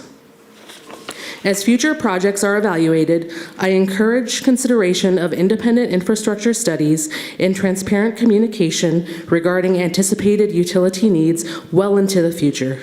We need to consider long-term sustainability for our communities, not just the economic benefits for large companies. Thank you for your time. I support the 6-month moratorium as residential and environmental impacts are further studied prior to approval of additional large-scale data centers in Aurora. I've lived in Aurora for 6 years now and hope to continue my life here. Don't push residents like me out with quick decisions that don't consider neighbors and our long-term well-being. Thank you. Varang Desai, followed by Arvin Martinez.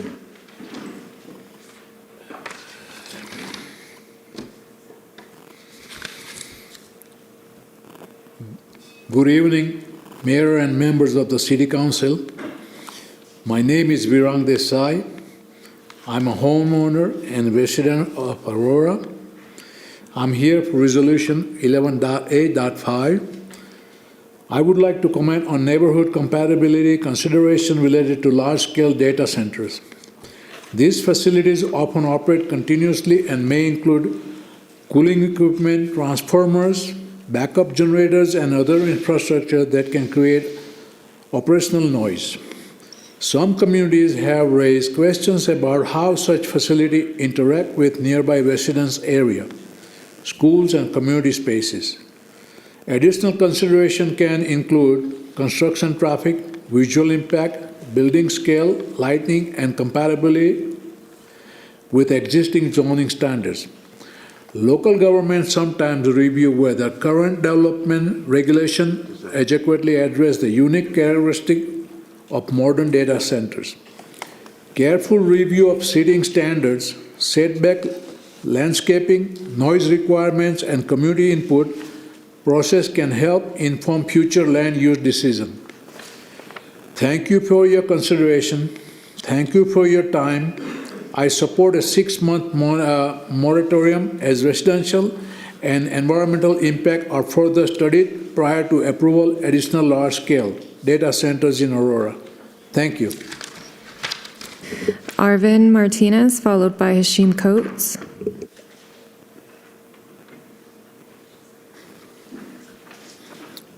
Good evening, Mayor and members of the City Council. My name is Arvin Martinez and I live in Aurora. I'd like to address environmental and resource planning considerations associated with data center development. Depending on their design and cooling technology, some facilities may have substantial water requirements. Water consumption can vary significantly based on facility size, climate conditions, and the type of cooling systems used. And considering the drastic effect that we've had of record-setting drought and lack of water and highest temperatures recorded in the United States history, we can't afford to spare water when there's an obviously big lack of this resource. Communities reviewing these facilities often examine projected water demand, conservation practices, and potential environmental impacts. In areas where long-term water management is an important public concern, decision makers may seek additional information regarding resource use and mitigation strategies. And obviously, I think we should all take the time to consider what's going to happen in the near future. Who's going to be blamed when there's even less water and neighbors are going to be asked to sacrifice even more than they already are? The lawns that they're trying to keep green and everything they need to cut, considering how the lack of water is affecting people. Environmental reviews can help provide greater understanding of how a proposed facility may interact with local resources and what measures may be available to reduce impacts. Ultimately, there is no long-term impact of a simple delay in construction, but there are plenty of reasons to study the effects of a data center and the ability of residents to live in Aurora. Money can't make more water, but it is unrestrained pursuit of money that can lead to long-term suffering for our neighbors. Thank you for my opportunity to speak. Thank you for your time. I support a 6-month moratorium as residential and environmental impacts are further studied prior to approval of additional large-scale data centers in Aurora. Thank you again. Hashim Coates, followed by Juan Marcano.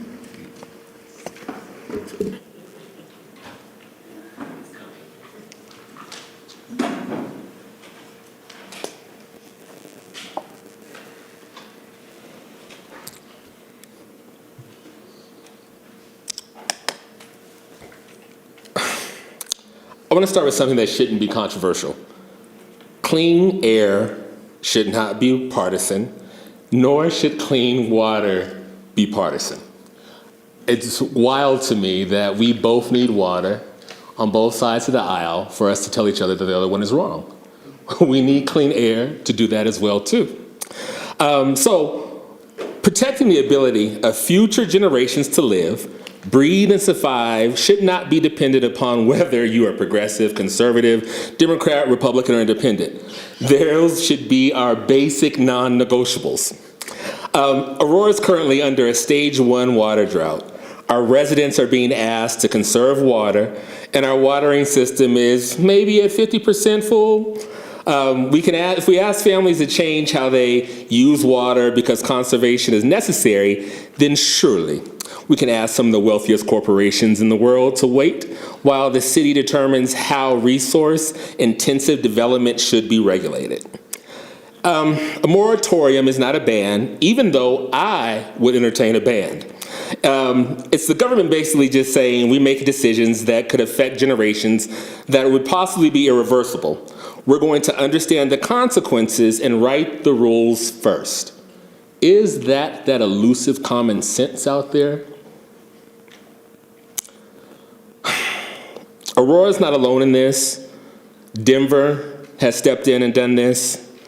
Texas has even stepped up and paused certain new data center approvals while reviewing enormous demands that place on the electric grid. One thing that I agree with the mayor on is the water usage as it relates to grass. I hate grass. I think all golf courses should be banned. I think that it should be illegal to water your front yard. One, grass produces nothing, and two, it's trauma from my childhood of having an allergy and having to cut the yard. Some things just go with me to the grave. But we need to stop assuming that just because a corporation announces billions of dollars in capital investment, that somehow those billions are going to trickle down and benefit to the people who live here. The research does not support that assumption. Recent economic research has found that the typical community receiving a major data center may gain only to 100 to 200 jobs with no measurable increase in wages. Capital investment is not the same as community investment. A $1 billion building owned by a $1 billion corporation does not automatically mean $1 billion benefits to Aurora families. I believe that there should be economic growth. But one thing that we don't need, or one thing that we do need, we need a good environment. We don't necessarily need a data center. The harm that it's pulling to our intellectual value as Americans, who thought we could go any lower, keep coming up with making things easier for people not to think, will have it.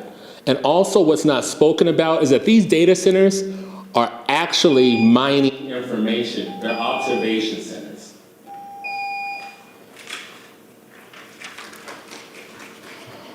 Juan Marcano, followed by Chad Johnson.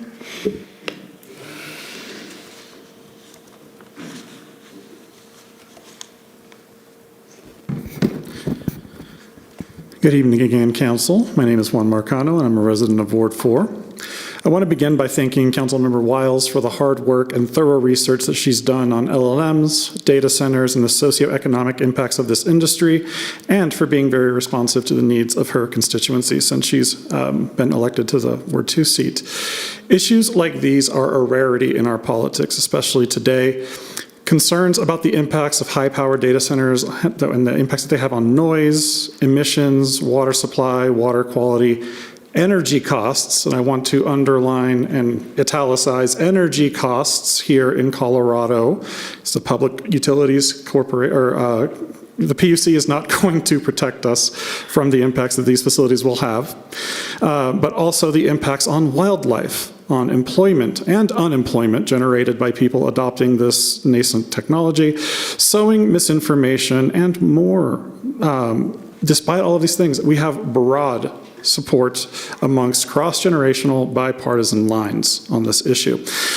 I also appreciate the distinction that this resolution draws between small-scale facilities that serve as the backbone of the internet and high-power facilities that are used for LLMs to scrape and steal the collective output of humanity for the purpose of creating, to quote tech oligarch and likely sociopath Sam Altman, a future where intelligence is a utility, like electricity or water, and people buy it from us on a meter. Dystopian does not begin to describe the intent that he and his contemporaries are espousing. This body is charged with protecting life, health, property, and the general welfare of Aurorans. And this resolution and the accompanying ordinance does just that. It provides the city with the time to thoroughly evaluate and craft a set of protections for Aurorans and guidelines for industry to follow as this bubble continues to inflate. And it is a bubble. And when it eventually pops, I suspect it will pop soon because we're 3 years into this frenzy and there is still no path to profitability for this industry. Our city will be well served by the regulatory framework that will follow, and it will not leave Ward 2 with the burden of abandoned warehouses next to people's homes. I want to thank you again, Councilmember Wiles, for your work, and I encourage the council to support this resolution and her ordinance for the moratorium. Thank you. Chad Johnson, followed by Kristen Mallory.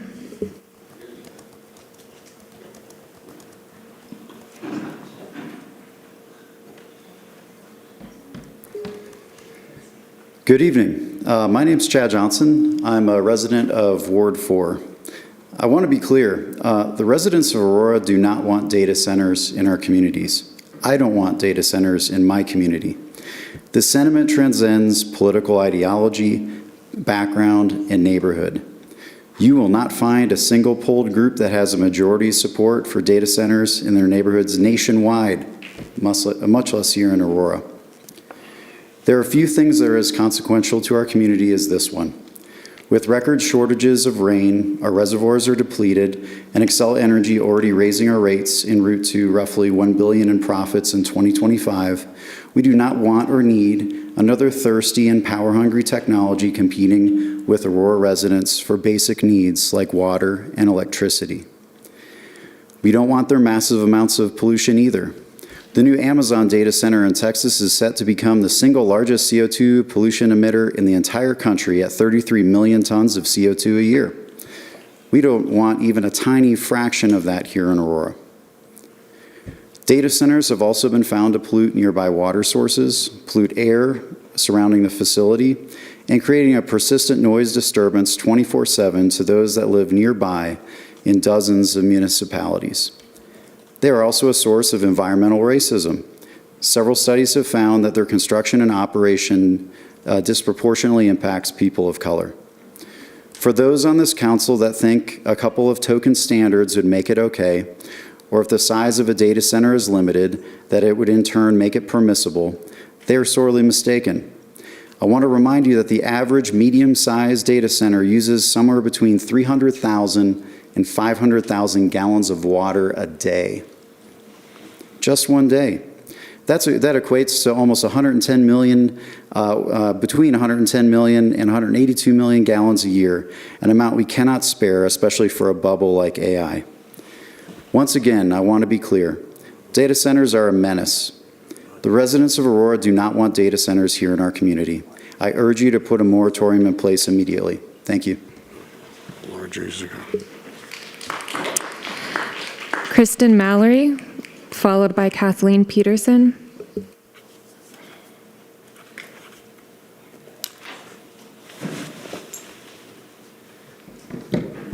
Hello, Council. Kristen Mallory, Ward 3. First of all, everyone here said all the things that I was going to say, so I'm not going to repeat those. But this is probably the most important issue that you guys are taking up right now. Like, this will determine the future generation. Many of you know I don't have kids, but many of you do. And their water, access to water, their electricity cost is going to depend partially on what you decide right now and what you decide in these next 6 months. Now, I'm so impressed by the work that Amy's doing because she didn't just say no, never. She said no, not for 6 months while we figure this out. That's really good governance. Let us take time to put policies in place that make sure that the next generation is protected, and the next generation after that, and the next generation after that, because our reservoirs are dry, our air is dirty, our electricity is already expensive. It is too much. And so it's really part of me is really disappointed that we're going to have industry come up here and tell you why they need this for business. And then we have community always telling you, like, just pause and make sure we're doing it the right way. And this is what it always comes down to every single time.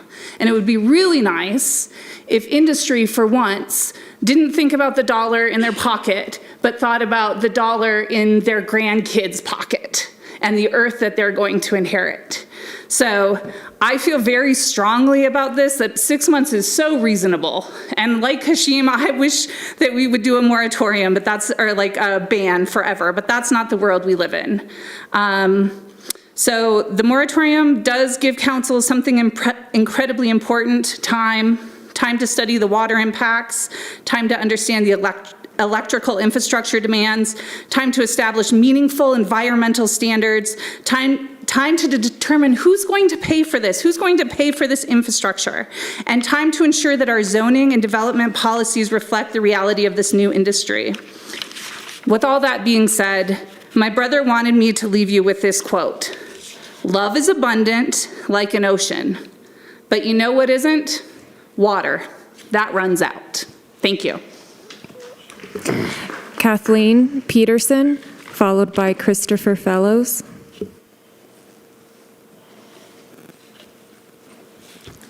Hello. I'm a resident of Aurora. I live in Heather Ridge. I went outside my door and my electrical box was wrapped in artwork. Well, they call it artwork. I call it graffiti. I think it's very ugly. It looks like graffiti. And once somebody ran over the electrical boxes. So these are brand new electrical boxes that I have. And they were, very nice. They were gray. They matched the sidewalks and the environment around, the plants, and it even matched my house, a townhome, which is right behind it.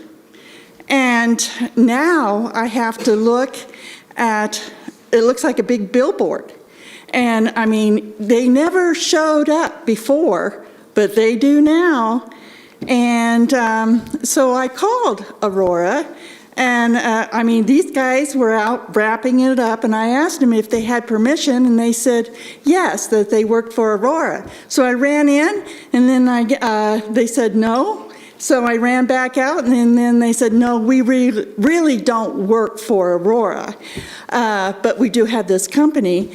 And then later, come to find out they did have permission, that they're going to wrap all the electrical boxes in Aurora. I'm depressed. I mean, I look out on my patio and I am very, very depressed. It looks like a big billboard out there. And if you want to look, drive by on Yale and South Xanadu Way, right there at the golf course, there is this big electrical box that are two big electrical boxes that look like graffiti. And I think it's going to encourage graffiti. And I since have learned that I guess Highlands Ranch has done this, Denver has done this, and I guess I'm not sure if this is going to be a new policy, but I think it's going to make Aurora ugly. I think if you want to beautify Aurora, I think you should plant more trees or bushes or flowers. But this, it looks like kitty land. It looks like kitty land. It belongs in the zoo, or it belongs maybe outside a library where there's a little fountain or something like that for kids to play in. Anyway, I hope you will consider taking that off the plate and not doing that. And I hope you'll take the wrappings off my boxes. Thank you. Christopher Fellows, followed by Nicholas Beeden. Oh, Katie, if you give me your contact information. Yes. Christopher Fellows. Okay, Nicholas Beeden. Okay, that was the last individual. Motions or presentation by staff. A brief presentation by staff. Mayor. Mayor. Councilmember Wiles. Yeah, I just wanted to read something really quick. So when I announced I would be bringing this resolution forward, I was quickly told by some business partners and others who didn't ask me any questions, but rather made a lot of assumptions that I must be anti-business. This resolution is not anti-business, it's pro-responsible business, and most importantly, it's pro-community. I want businesses to come to Aurora. I want them to invest in Aurora, create jobs here, build and succeed here. But I also believe those businesses should be good partners to our residents who raise families here, own homes here, and who are building their futures here. When we make decisions that fundamentally affect their neighborhoods, we have a responsibility to ensure our regulations keep up with the changing landscape of the world. And that's what this resolution is about. This is not a vote against development or growth, it's a vote for getting our rules right. We have areas of the city that could easily accommodate these centers once rules are established. ATEC, the spaceport, so why are we so determined to put them in the middle of neighborhoods? Some of the conversations I've had since announcing this resolution show exactly why these changes matter. Representatives from a large international company whose projects won't even be affected by these changes reached out to me to say, what can we do to be better partners to the community and make them more comfortable with our center being here? We have a meeting next week to continue that conversation. Developers whose projects won't be subject to these requirements have told me we still want to do the right thing. How can we make our sites more community-friendly? That's the kind of partnership that we should want in Aurora. Responsible businesses should not be afraid of responsible standards, and responsible government should not be afraid to set those standards. For months, city staff and I have been doing this work, meeting regularly, hosting town halls, conducting site visits, researching best practices, talking with residents, and walking neighborhoods to understand the real impacts and listen to concerns. And through that work, we've discovered that our current UDOs simply were not written with today's hyperscale data centers in mind. In fact, months into this work, we just learned this past week that they can, in some instances, fall under the same zoning framework as schools. That wasn't intentional, but it shows how urgently our regulations need to catch up. Other communities are already learning from these lessons. I spoke with leaders in Loudoun County, one of the world's largest data center hubs, and they are now redesigning all of their guidelines because they realized that what they have in place does not work for a community. They're changing regulations for every data center to be considered special use and requiring public hearing, something that I didn't even consider adding. They're changing neighborhood buffers, and they're considering a moratorium. According to a 2026 study, homes within a quarter mile to a half mile of these hyperscale centers have the potential to lose value by 6 to 7%. I wouldn't want that to happen to my home that I worked so hard to get, and we shouldn't accept it possibly happening to our community members' homes, especially when we have available alternative sites.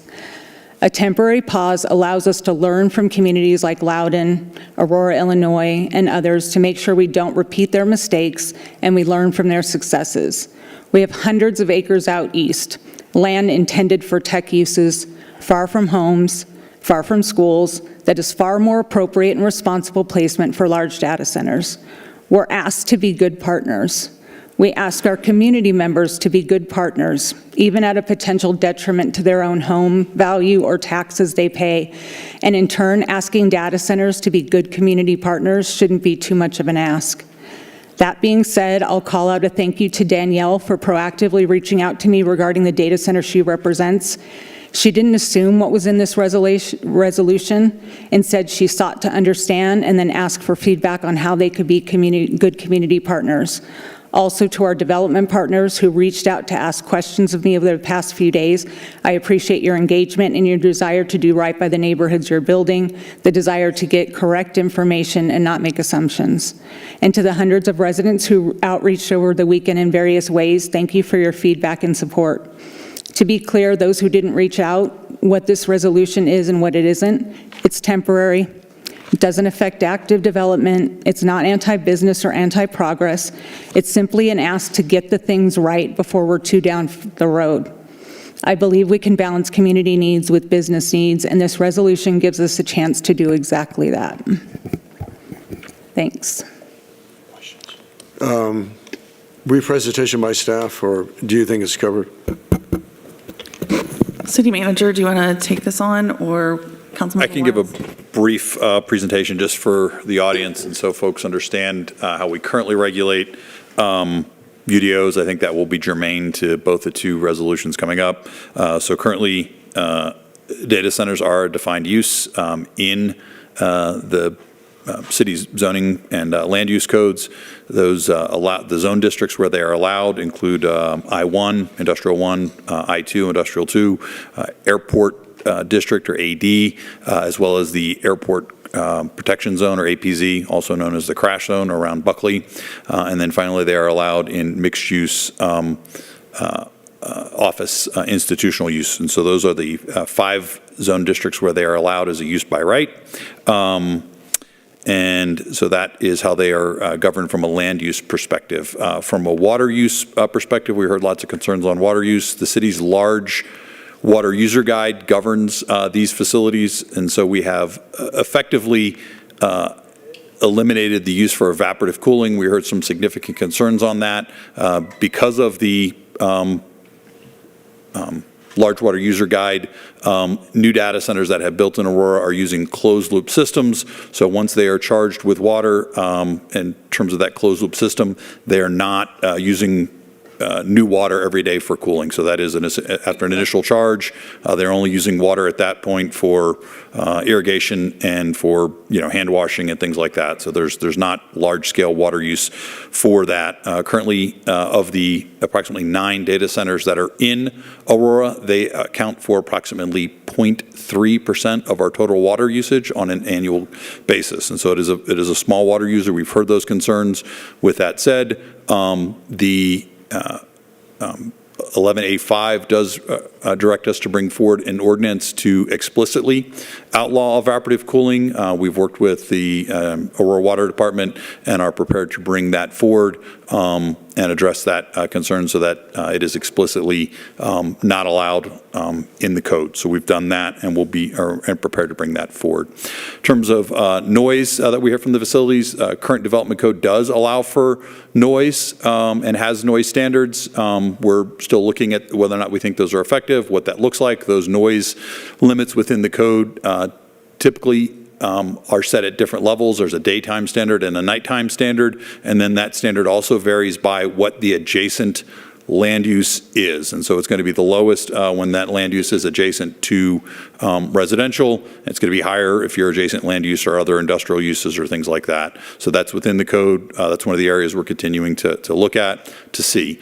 The current land use codes do not require setbacks from neighborhoods, and the 11A5 does direct staff to bring forward some recommendations or considerations for council in terms of potentially adding setbacks to those land uses. And then finally, in terms of the power, the PUC and it is regulated by Excel, and so we currently don't have anything in our code regulating power usage because that is regulated at the state level, and they go through an extensive process in terms of determining what their power needs are and then what the cost of infrastructure is going to be to provide that, and the PUC and the Excel currently handle that through their regulatory process. So from a staff perspective, that's kind of the current lay of the land, and we'll take any questions from council. Questions of staff? Mayor? Councilmember Hancock. Horton. I'm sorry, Councilmember Horton. Mr. Sorry. H. Yeah, City Manager Jason Batchelor, can you talk about what benefit have they brought to the city, job-wise, any economic contributions of the 9 that, I know not all 9 are currently built, but of the 9, what do they offer the city? Yeah, so typically when these are coming in, they represent large capital investments, and so there is significant capital investment that's going in the ground, and so the property tax entities, of which the city is one, our primary source is not property tax, but the school districts are funded by property taxes and the counties are funded by property taxes, so they see significant property tax revenue from those, in addition to the jobs created both during construction and during operations. So sorry, clarification. So you just spoke about the property tax benefit for APS and the counties. What about for the city of Aurora? The city also sees some of that property tax, but we are also seeing significant sales and use tax from these facilities when they are built. They are often refreshing all of the equipment within that, depending on the end use. They're refreshing that every few years, and so we continue to get sales and use tax from those equipment purchases for the facility. Thank you. Further questions? Councilmember Lawson. Yeah, for you, Jason. So I know one of the data centers that has been here for the longest, I think it's in Ward 4, Is it QTS, I think, or is it a different one? No, it's Flexidental. It's Flex, okay. How long have they been here? And I know the answer, but how long have they been here, and how much revenue have they brought to the city? They've been here decades. I don't know the number off the top of my head, but they've brought in significant revenue over the decades they've been here, both from a property tax payment and then use tax as they refresh those. Okay.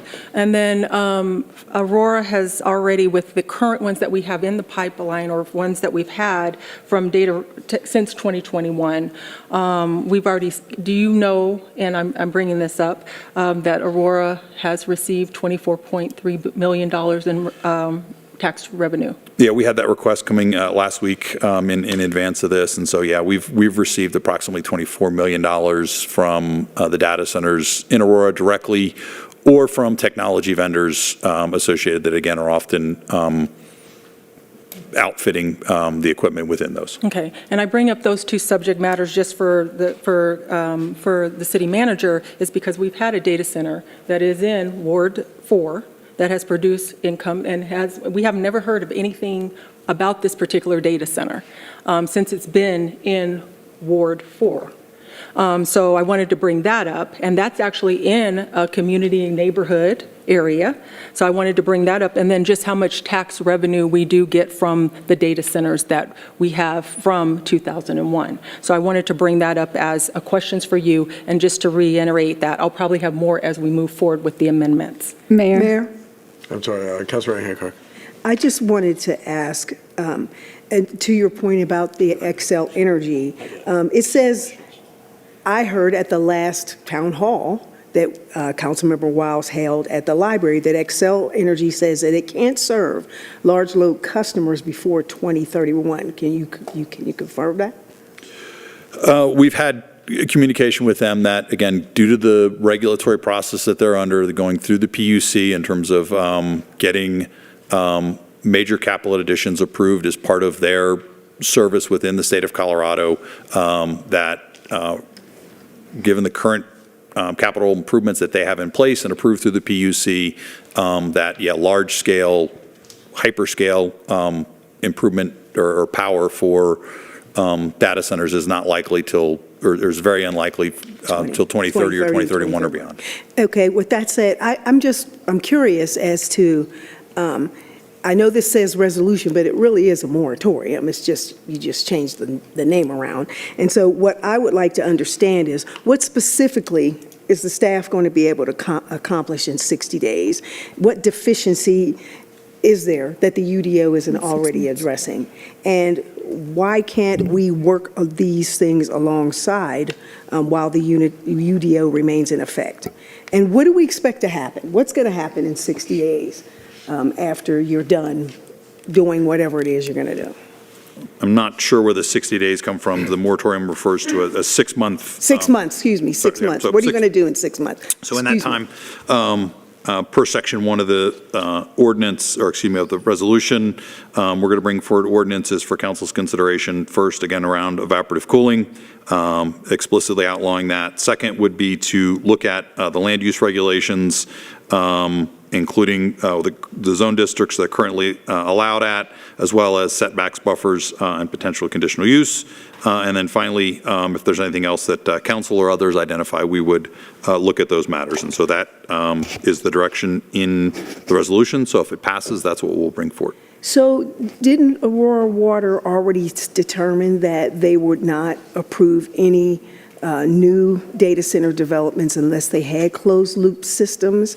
Didn't that essentially solve the problem? So basically we would just be codifying that by going through this other process, because they already indicated that they weren't going to approve any evaporative cooling systems. So again, right now the code is not specific to the cooling methodology. So the large users guide refers to the amount of water used per acre per day for large users, and so then it then looks at whether that use is consumptive or non-consumptive, and depending on the majority of that use, whether it's consumptive or non-consumptive, that gives us different capacities that kind of run afoul of the large user guide. But they're could be, somebody could try and thread the needle and still use evaporative cooling because we don't speak to that. So the explicit outlaw of evaporative cooling would, I think, something that I'll look at Marshall out there that, staff thinks would be supportive and a companion to the large water user guide.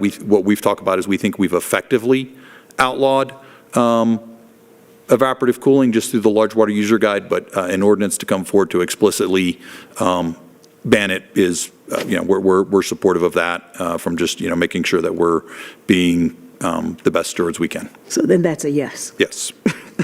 Mayor. Sorry, Mayor, let me correct one thing. So, sorry, Jason, there's no timeline for the moratorium I'm using, because that word is not used in the actual resolution. That was in the ordinance that was pulled tonight, so it's not being considered. So I want to be clear that all this resolution does is it states that the city manager is directed to not accept new development applications that propose to establish a primary use, expand or otherwise increase the gross floor area of an existing or new data center as the effective date of this resolution. So again, what City Manager Batchel has talked about, we've been in a lot of conversations. Obviously, Jason and I talk all the time. We've been talking to Xcel Energy. We've been talking to Marshall with the water department.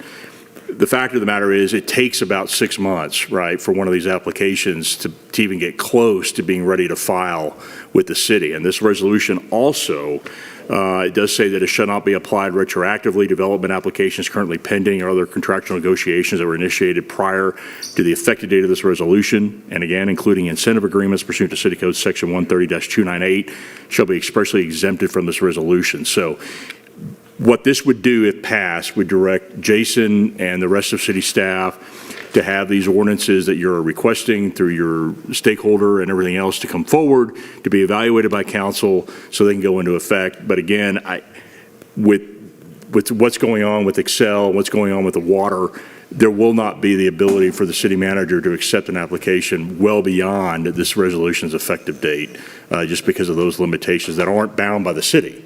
So I just want to be clear that that's why this is the resolution. This is why I recommended that this is the way we do this, because it makes it clear, hey, we're just calling an elephant or a sheep, right? We're just dealing with what is going around us with power and water, and that's what the limitations are, not necessarily the city holding anything up, and that's what this resolution does. Just want to be clear that there's no timetable. Mayor, I just want to clarify something as well. Councilmember Wiles. The difference between the data center in Ward 4 and the data centers that are being built now is size. So the newer ones are hyperscale. They are far larger. They use a lot more energy. They take up a lot more land space.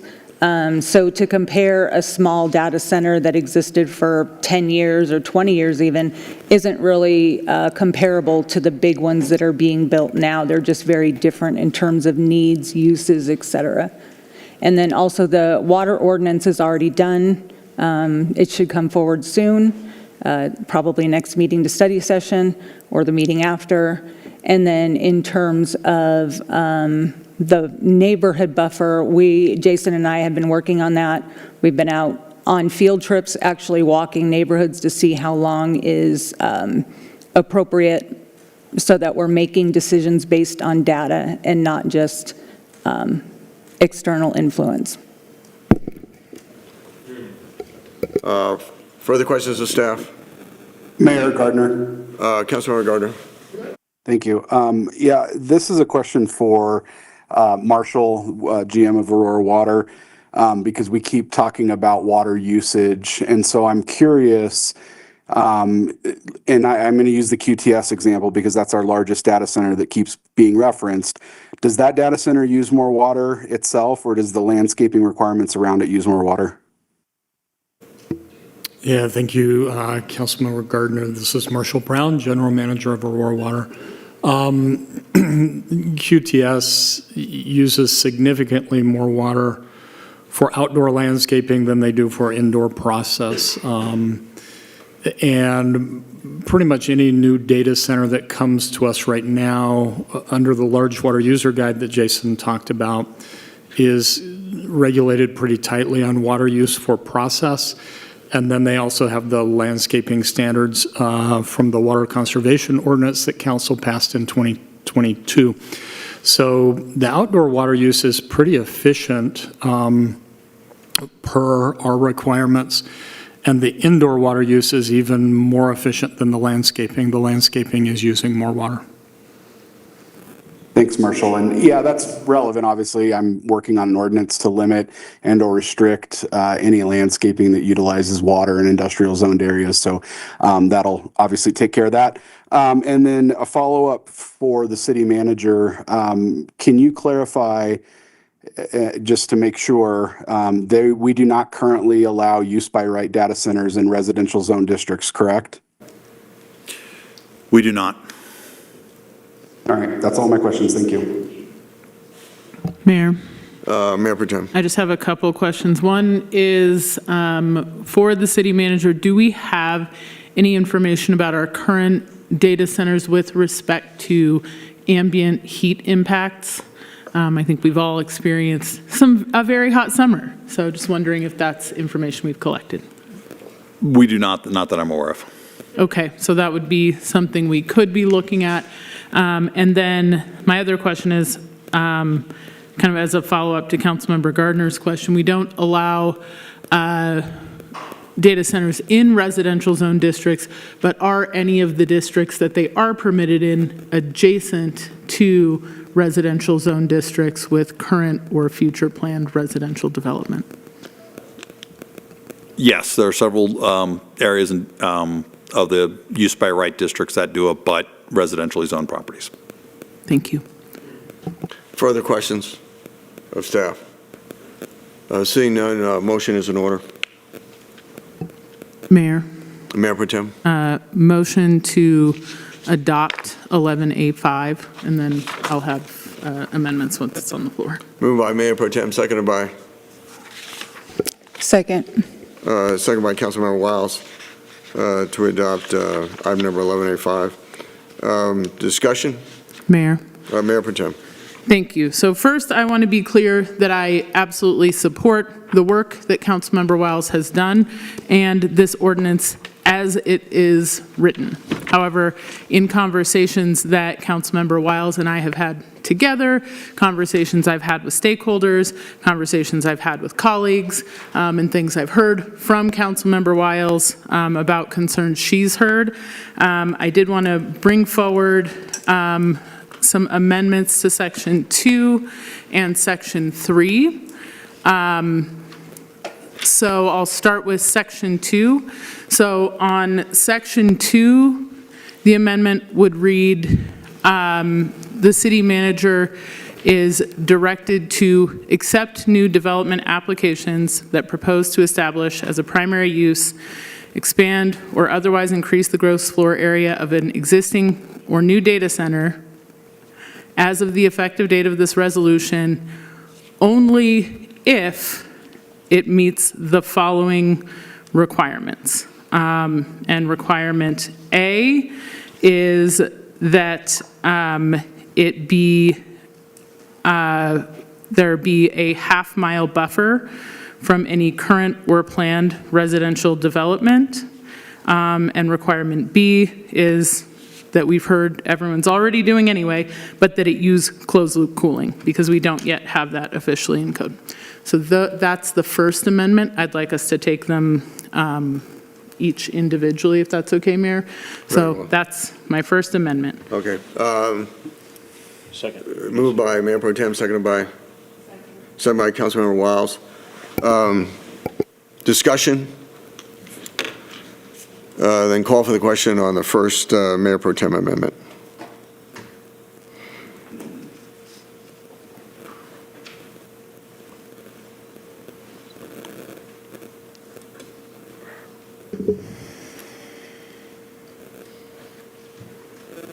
Councilmember Andrews. Thank you. Councilmember Jackson. Is she online? Councilmember Jackson, are you online? Councilmember Jackson's excused. No, she was. She's back. She's been She's online, back. yes. I am online. I'm online. Thank you. The vote has a tie, so Mayor, you can break the tie vote. Yeah, I have no idea what the the limit should be because we've not asked staff to come back and been able to have a debate, a knowledgeable debate about this. And so whether it should be a mile or a half mile or a quarter mile, I don't know. And nor do I think anybody on this council knows. And so Mayor votes no. The motion does not pass to adopt the amendment. Okay, so we're back to the original motion on the floor with the resolution as written in the packet. Okay, I would like to make the second amendment, second proposed amendment, which is just to add into section 3, development applications currently pending, and just add the language, including those that have had a pre-application meeting before and other contractual negotiations. Is there a second? It's moved by Mayor Pro Tem, seconded by? Second. Seconded by Councilmember Wiles. Discussion? Seeing none, call for the question on the second Mayor Pro Tem amendment.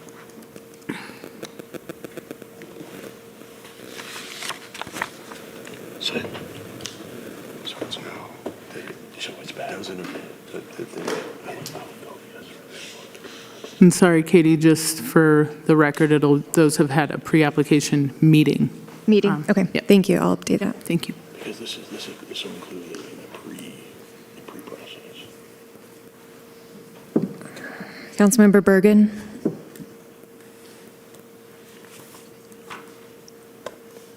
I voted on East Pride. I'm sorry, it's not showing up on my end. How would you like to, thank you, it just came through. Mayor, again, it's a tie. Mayor votes yes. The motion passes to adopt this amendment.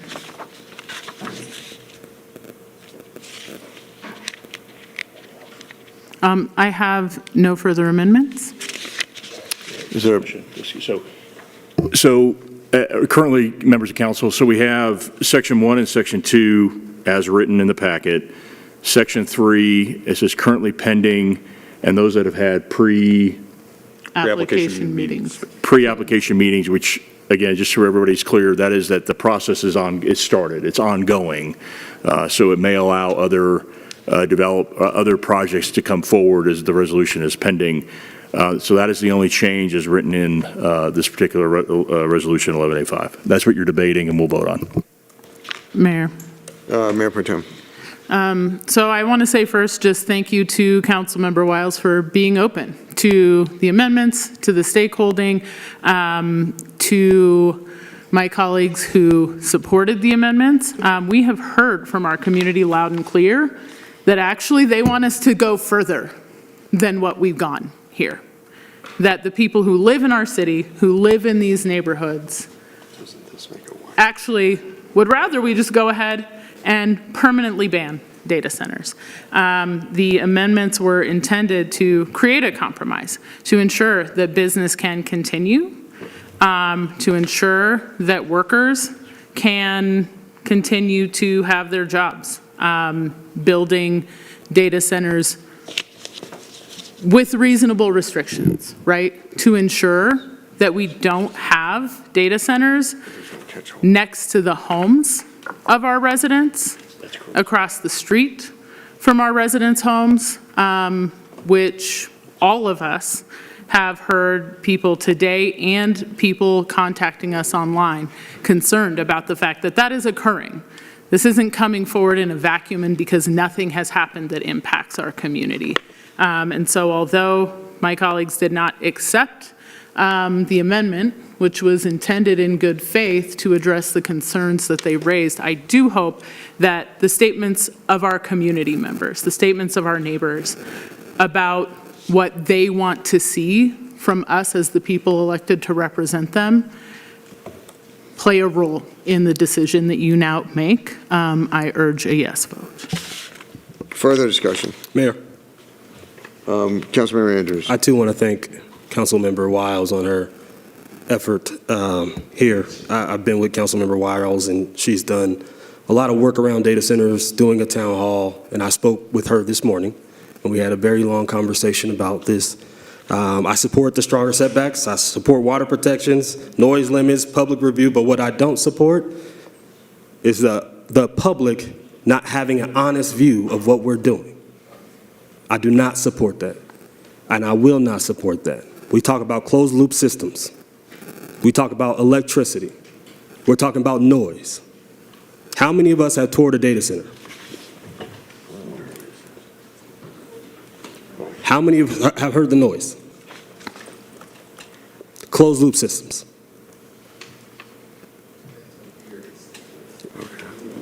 This is not about, for me, in my vote, this is not about whether or not we can push the ball along, because we're going to push the ball further along to make sure we meet the things that we need to meet.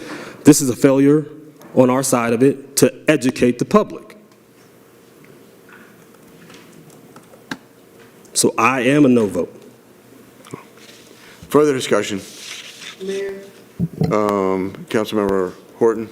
Yeah, I guess, one, I'm concerned, what was shared, Councilmember Andrews, the premise of the argument of who have visited in the closed loop systems, and also knowing, and I know, Councilmember Gardner has his resolution also on the agenda, and I haven't spoken to him and don't know the extent of the research he's conducted, but I have seen Councilmember Wiles' effort, all the way from community engagement and working with developers, working with business partners, trying to thread a needle through a very sensitive topic on an issue that is, it touches a lot of realms, from our environment to residents' livelihood to economic development. And I think based off of even what was shared earlier in the questions with our city manager, there are obvious economic benefits to data centers. And I think previous city council has invested tremendously in this particular area. We have seen the benefits of it, and at the same time, it is now 5 years later where we have an opportunity to review and reassess what is working, what is not working, and do our due diligence. Like any good experiment, right? You do it for a while, and you go back and you check the data. And I think this is what this resolution, at least from my interpretation, does, that it allows the city, allows us as leaders to make sure that we have good governance, that we work alongside our business partners, our residents, developers, to do right. And I really appreciate it. I don't know who said it during the comment section, that this is not just a short-term effort, right? That this is going to continuously have long impact. And we know data centers are not going anywhere. We're in the middle of an AI boom. And so as a governing body, we got to do right. And so that is my 2 cents. And I just want to really thank Councilmember Wiles for all of her effort and work and her due diligence of making sure she's doing the research and making sure that she has a qualified argument in front of her colleagues, and that we see that for what that is, and that it's not about politics, that this is about good governance. Further discussion? Seeing none, call for the question on 11A5 as amended.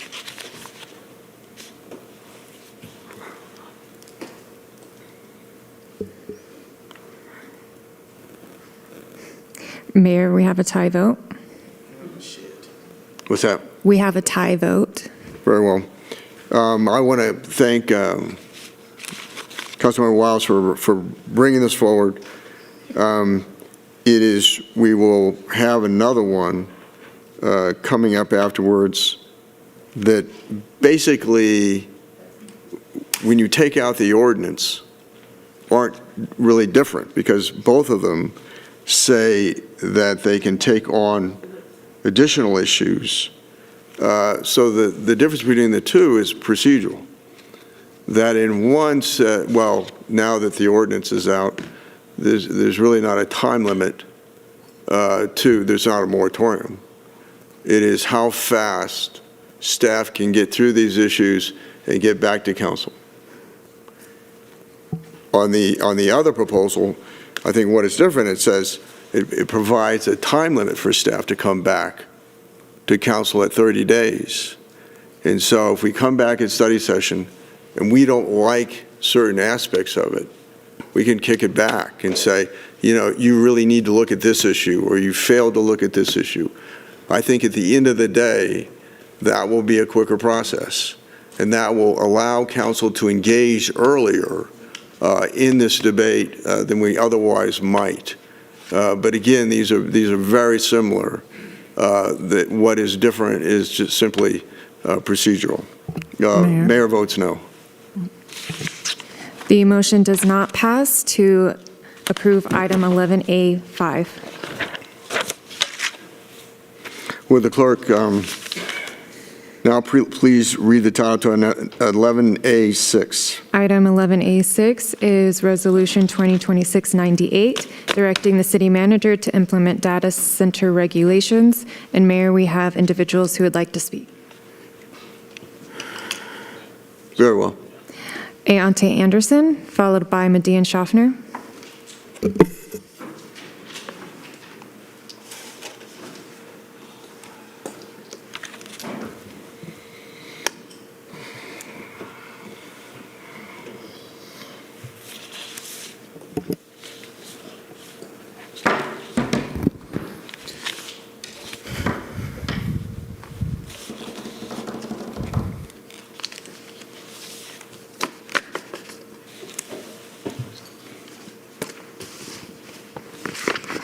The author of this resolution should be at work today. That's to start this off. If you are going to propose competing ordinances and resolutions, you should at least come and defend yourself in front of your constituents and not hide behind a Zoom screen. That's the first point. The second point is I told you so. I think my commentary and others' commentary would be totally different if we were able to have heard this fruitful discussion, people's concerns, their walking through data center stories. We would have had a little bit of a different public comment than what we had prior to this vote.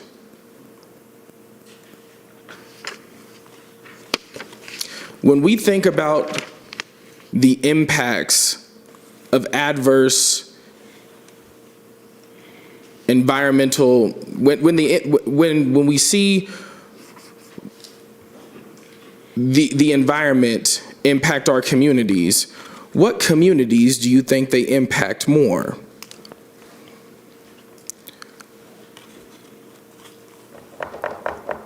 What communities do we think they impact more?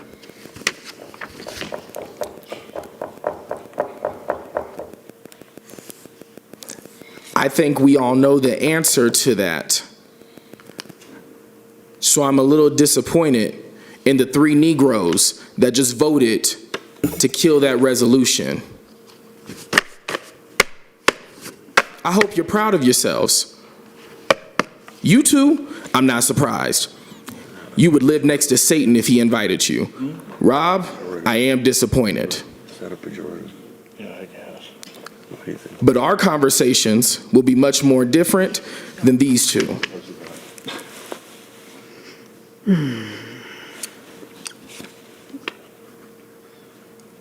When the environment is under attack, it is impacting black and brown people more so than it is the white neighbors that live in Francois' district. Francois' neighbors don't have to worry about this stuff. The neighbors that look like us that live near Gateway High School in Stephanie Hancock's district do. But again, the colored gals on the council don't give a fuck about black and brown people because their donors have told them to do something else. Shame on you both. Median Schaffner, followed by Hashim Coates. Good luck, Hashim. Hashim Coates, followed by Kristen Mallory.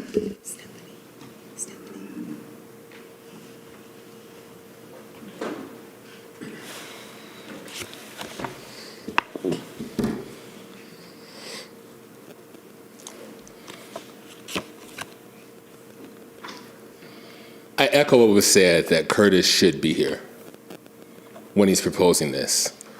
It blows my mind that you all have the audacity to ask the people to have the same decorum as elected officials, but yet the elected officials don't have to abide by the same regulations that the people do in order to speak here. Hypocrisy sucks. I echo the disappointment that I have that was mentioned as it relates to the black members of this council ignoring history of how environmental racism is real, no matter how much those who are pulling strings or those who have rejected you and only to turn around to you and say, yes, if you promise not to spit, you can come be one of us. I just don't understand, why is it that people, the community, always have to be the one to suffer? I don't get it, especially understanding our history as being human capital.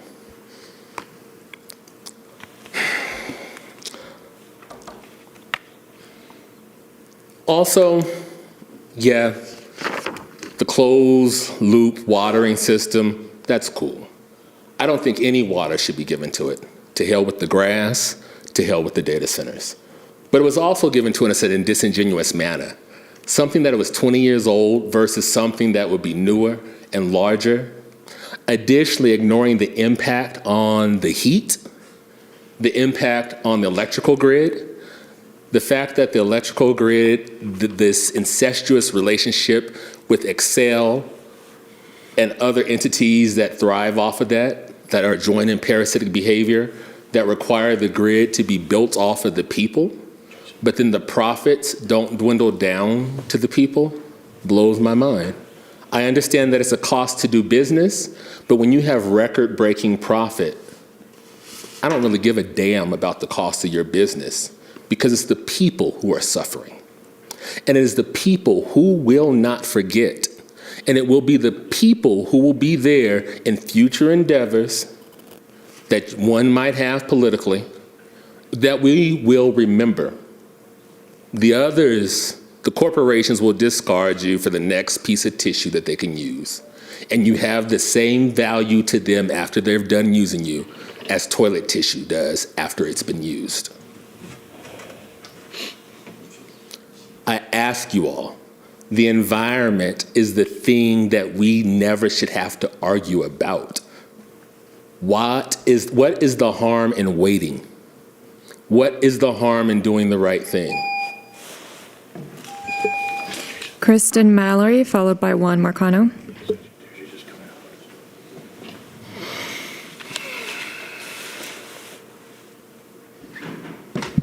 Hello, Council. Kristen Mallory, Ward 3. Since we're doing this raise your hand exercise, I have not toured the data center, but raise your hand if you've hiked up into the mountains to see the empty reservoirs. Raise your hand if you've gone to a state park that's supposed to have a lake and it is barren. Oh, okay. So we can play that game. Some of us didn't raise our hands because it's that important. What frustrates me the most about this conversation, you said that we're not honest. You're not being honest. Using 0 gallons of water for new data centers is less than whatever new is coming. And what we had 20 years ago is not the data centers that they're building today. It's not the data centers that AI is going to use in the future. And what we need to do, what you guys need to do, is come up with parameters of good governance to make sure that these things are protected. I believe our water manager talked about another large water user. Why are they a large water user? Why, in a drought, are we adding any large water users? Do those words not have meaning? Because the option is we already have large water users. We're already dealing with a bottling company that blows my mind that they are taking our clean water, bottling it, and then selling it back in plastic. And that's something that you guys are already looking at, but yet here we can afford another large water user? A user. This is like, you claimed that we were dishonest. I think you really need to hold a mirror up to yourself and ask if you're being honest. And like I said, I'm not having kids, my line is ending. This world runs out of water, that's fine. Me and mine, we have solar panels, we have a garden, we're doing drip lines, we're doing all the things to save the water. Your line, I don't know. The next generation, I don't know.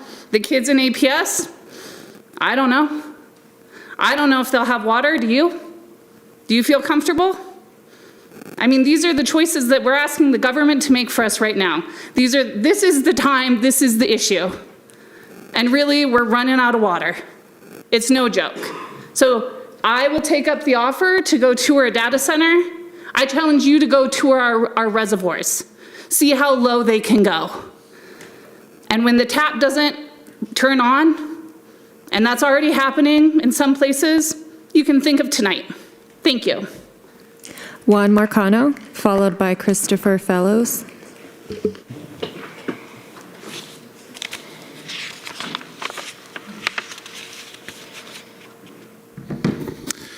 Good evening, Council. My name is still Juan Marcano, and I am still a resident of Ward 4.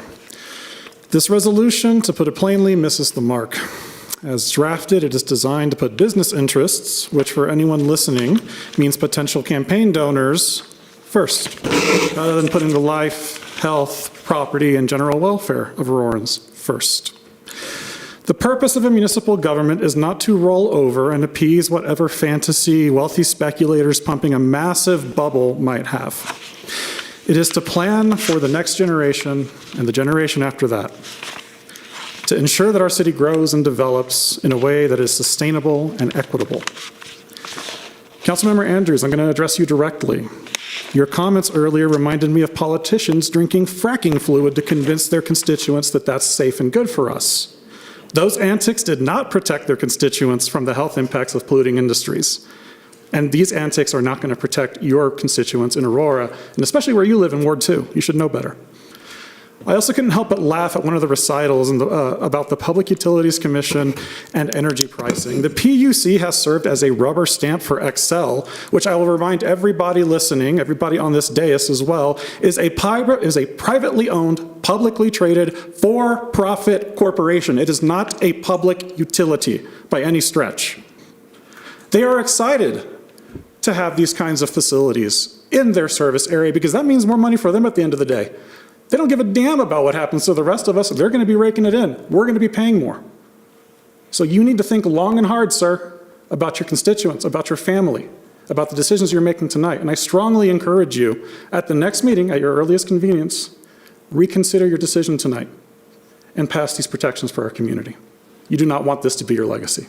Have a good night. Christopher Fellows.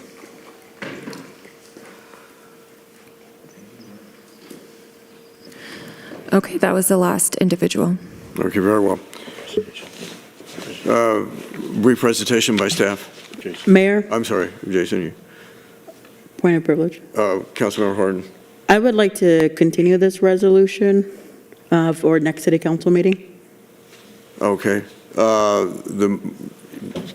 It's been moved by Councilmember Horton, seconded by... I could provide my rationale too, if that's helpful. Well, oh, okay. Yeah. Second. Seconded by Mayor Pro Tem to continue this to the next council meeting. August 24th? August 24th. Yeah, August 24th. Mayor Gardner. Discussion. Okay, discussion. Councilmember Gardner. Yeah, I would definitely urge no vote. we had an item that was sprung on our agenda, a moratorium and resolution at the last minute, and we were told that it was an emergency and we had to address this issue right away. And so the hypocrisy of now delaying doing anything when there's a strict timeline in the resolution I'm proposing to bring forward regulations on data centers is insanity. There was a process. We have a process, policy committee, study session to have these conversations. Unfortunately, that wasn't done. I shared my resolution with the sponsor of that item weeks ago and offered to work together. We could have worked together. I want to work together. I think we have a lot in common on this issue. But to go from being told this is an emergency and has to be done right away to now we can delay it is the height of hypocrisy. Councilmember Horton. Thank you. Thank you, Mayor. I thought it was next. I'm sorry, Councilmember Horton, then Councilmember Bergen, but Councilmember Horton, you have the floor. Okay. So I appreciate the transparency in your comments, Councilmember Gardner. I know I felt confident in my vote with the previous resolution because Councilmember Wiles did share it with all of council a number of times, asking for feedback through email. And I was very surprised to see this resolution also on the agenda today when we got the packets on Friday. And so my request, regardless of what did or did not happen between Councilmember Gardner and Councilmember Wiles previously, is in order to vote, at least for me as the council member, someone who sits on this dais, is that your work, Councilmember Gardner and Councilmember Wiles, complement each other so we can vote on a resolution that is robust and that understands the complexity of this issue in real time. There are a number of partners here in this very room that I know attended the town hall a month ago. We got documents from the pipe fitters, AEDCs in the room. I think there's a lot of key partners that I'm sure have worked or will continue to work on this issue,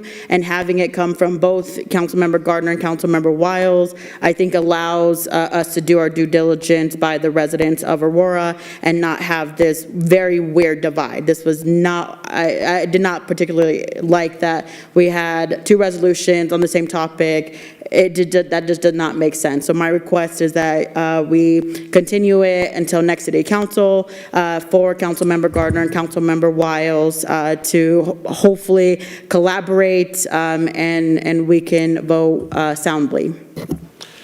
I recognize, I'm sorry, Councilmember Bergen, then I'll recognize myself. Thank you, Mayor. This is interesting because there was collaboration between Councilmember Gardner and Councilmember Wiles. So that's not true. In terms of, I believe he did reach out to Councilmember Wiles to work together to co-sponsor, and it was not accepted. So his resolution, why would we delay it? It basically addresses what was in the prior resolution, and the fact that the moratorium was just pulled today was, that we're getting things at the 11th hour in terms of the amendments on the floor. We didn't get the amendments in writing. I would urge my colleagues to vote no on the delay. Mayor? I too would urge a no vote, that these two resolutions were identical when it comes to water, and they're both open-ended on every other issue. That it's just the process is different, where one says there's not a time limit on how long it would take just to come back to council. On the Gardner one, there is a time limit for which staff has to come back to council, and that's within 30 days. And in 30 days, we would have the ability to say, to opine on it, to say, we want to look at additional things, or this is insufficient, but it begins the process of going back and forth with staff, and I think that is important. And so I don't think there's any reason to delay this process from moving forward. Mayor, point of inquiry. Sorry. I already asked the point of inquiry, Mayor. I'm sorry, what's that? Let me go. Councilmember Horton, then Mayor Pro Tem, and then. Doesn't a point of Councilmember Horton, inquiry Councilmember supersede Horton, then discussion? Did you do a point of I inquiry? did a point of inquiry. Okay, Mayor Pro Tem. Sorry, I didn't. So City Manager Batchelor, just inquiry, has back and forth with staff on this topic already occurred with council members? Yes, I've heard from, I think, just about everybody on the dais at some point or the other in terms of what's going on with this discussion. Okay, and additional point of inquiry, and did you indicate to Councilmember Wiles that it would likely take more than 30 days to complete the necessary steps to bring forward the changes that are being requested? Yes, and I guess that's a good point of clarification. I am interpreting Councilmember Gardner's resolution to direct us to initiate that process. So we will be to study session in the next two meetings to sort of discuss those. A couple of those items are more straightforward. As we indicated, the evaporative cooling, I think, can move forward pretty quickly. We're planning that as a change to the code section that governs water use, so it can go straight from study session, if that's a consensus of council, to the floor. Any UDO changes would need to go to the Planning and Zoning Commission, and then since these are all ordinance changes, there has to be proper notification to publication dates. So we've got to make sure we're meeting all those. They're all ordinance changes. They require 2 readings, introduction, then final reading, and then there's 30 days until they are effective. 30 days-ish. 30 days-ish, thanks. It's a legal term. Thank you, sir. Well, it's based on publication. Mayor, point of order. Okay, Mayor Pro Tem. I have an amendment. To the motion to To the continue? motion. Oh, no. It would be Councilmember Horton, yeah. Oh, that this was- is the motion. That's not a point of order. Okay. Yeah, Councilmember Horton was next. Councilmember Horton. Yeah, I would be comfortable, well, with my amendment, amending that to moving it to study session. I think government is slow because we have to do it with purpose. And if we have 2 council members who are working on this issue that haven't worked together or whatever dynamics have occurred, I believe you owe the dais and residents to do your due diligence. And so I think coming to study session may give us a better opportunity to really hash through the details and make sure there's a resolution that is more sound coming to a regular city council meeting. I'm sorry, so So the amendment to her motion to continue would be to change it to going to a regular council meeting and going to study session on August 24th. And Mayor Pro Tem, were you the second on that, or who was the second? Yeah. Do you accept that friendly amendment? Yes. Okay. So that's the motion on the floor now, Mayor, is a motion to continue 11A6 to a study session on August 24th. well, it doesn't have to, okay. That's what's the motion that the council will vote on now, once the question is called. Yep. Okay. Discussion? Something. Councilmember. So I guess my question is to Councilmember Wiles, and I know we don't go to policy committees anymore or whatever, but why didn't this go to a policy committee? Because maybe we could have averted a lot of this confusion and all of this. I really don't understand. Councilmember Gardner's it seems like he tried to work with you, and you were like, no. You were like, no. You didn't really want to work with him because you wanted to be your resolution. So in my eyes. That's not entirely true. Can I just finish? Here we go. Come on. Okay, let's. But it seems like Councilmember Gardner's, excuse me, That's just unacceptable. really? He's rude to me anyway, Mayor, but it's just rude. And if it There happens should be again, some you're going order. out. No, city Somebody's manager- going to send you out. City manager will. I would love that. I guess what I'm trying to ask is, Councilmember Gardner's has some of the same parameters that you set forth in yours.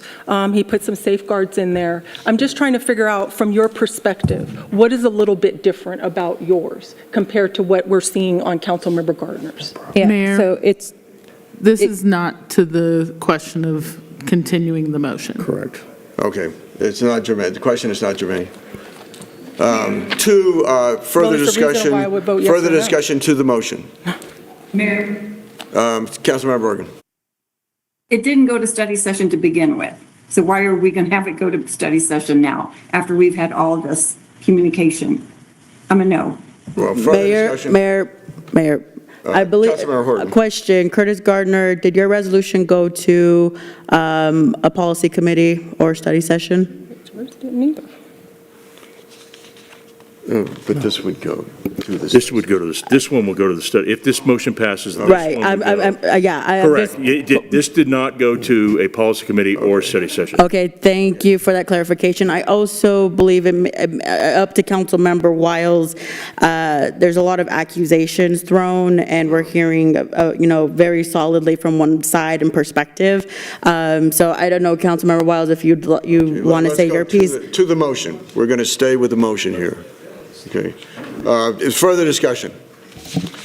Seeing none, call for the question.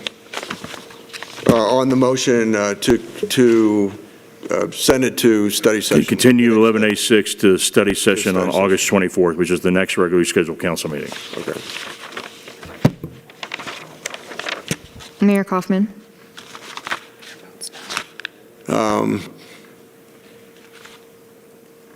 Mayor votes no. Councilmember Jackson. Councilmember votes yes. The motion does not pass with 5 yes votes, 6 no votes to continue the item to the August 24th study session. But now we're to the motion itself, original motion. So there is no original motion, Mayor. I'm sorry. Yeah, so the next step, if council wants to hear from it, would be a brief presentation by Mr. Batchelor, because that was what happened. Okay. And then we would go into a regular motion. Okay. Presentation by staff. Thank you. So as I indicated in one of the earlier responses, staff is interpreting this to be, in terms of that timeline, that we would need to bring those items back to all of council at study session. And so I do think I'd request a slight amendment to this from the sponsor. It says 30 days. I'd like to spread this out over 2 meetings. So if we could get to 35 days, that allows us to get to the first meeting in September. Given the breadth of topics here, I think we could bring the evaporative cooling and some of the basic zoning questions to the second meeting in August, and then we would come back to the first meeting in September with a discussion of setback screening, the other items noted in here. So I think that is staff's preference. If it stays at 30 days, that gives us 1 meeting, and we'd have to bring everything to the next meeting in 2 weeks. So that's a request from staff. And then, as I'd indicated earlier, the water item can move, assuming there's consensus, it can move directly forward to the council meeting. Anything that is in the UDO per code, Planning and Zoning Commission needs to weigh in with a recommendation. So we would get it scheduled with the Planning and Zoning Commission to make a recommendation, and would bring that forward with the first reading. And then that would also give us time to do the appropriate public notices for the introduction of those ordinances. Very well. Further discussion? Mayor, Councilmember Wallace. I just have a question for the city, for Pete about Section 2. I know that when we wrote mine, there was some specific language we had to use, so I'm just curious, is Section 2 correct based on some of the discussions we had? Is it legally defensible, I guess, or I don't know, just because based on discussions we had repeatedly about mine, Yeah, we worded a certain way. that's a good question. What I will tell you is I would recommend that if council is posed to pass this resolution, that we remove Section 2 altogether, because this is a resolution and not an ordinance. Any changes to the code that come before a data center application is final. There's a site plan, everything else will be affected by any code changes council brings forward. So Unless otherwise addressed. Unless otherwise addressed, right. But I just want to be clear, I don't want Section 2 to, as I'm reading it, and I don't want it to send any false promises to anybody out there, any developers that are looking to do a data center, that they shall apply if they have not filed a pre-application meeting. Filing a pre-application meeting doesn't mean that they put a stopgap into this is the code that I've got to comply with today. If it changes before they get their application in and submitted and approved, any future changes by the city council under the UDO, and correct me if I'm wrong, Deputy City Attorney Allen, would apply to the data centers that are that are forthcoming. So I just want to make sure that's clear. I would ask council if you're going to pass a resolution to remove section 2. Is that correct, Rachel? That's correct. Mayor? Mayor Pro Tem. Oh, well, there's no motion on the There's floor. no Well, motion, actually, I do have just a question about the legal component then, because my understanding was that section 2 was there to kind of assure council that people can't just hop in line to hold their spot for the current regulations.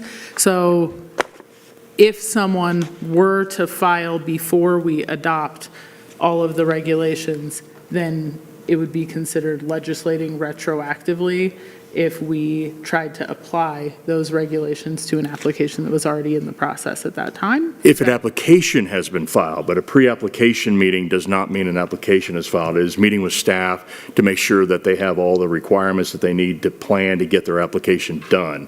They do have their application submitted, and they submitted it into the current code before those ordinances go into effect. Yes, then they would be subject to the code at the time that they submitted the application. But the way this is written with a pre-application meeting, it would say that doesn't give anybody any safeguards because they don't have an application on file. Okay, so just to clarify, if we pass this resolution,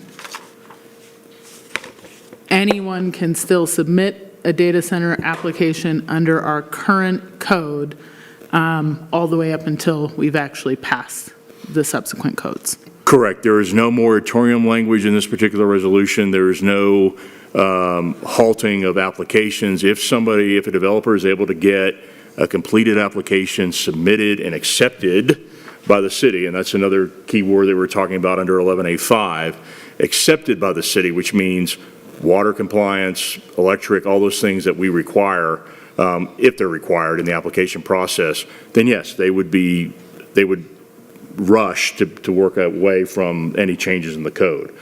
Again, we've heard from both discussions that these are not just file a single sheet of paper and get your application in. You got to make sure you have land that you either own or have a right to build on. You have to have a site plan. You have to have, meeting any master plan requirements.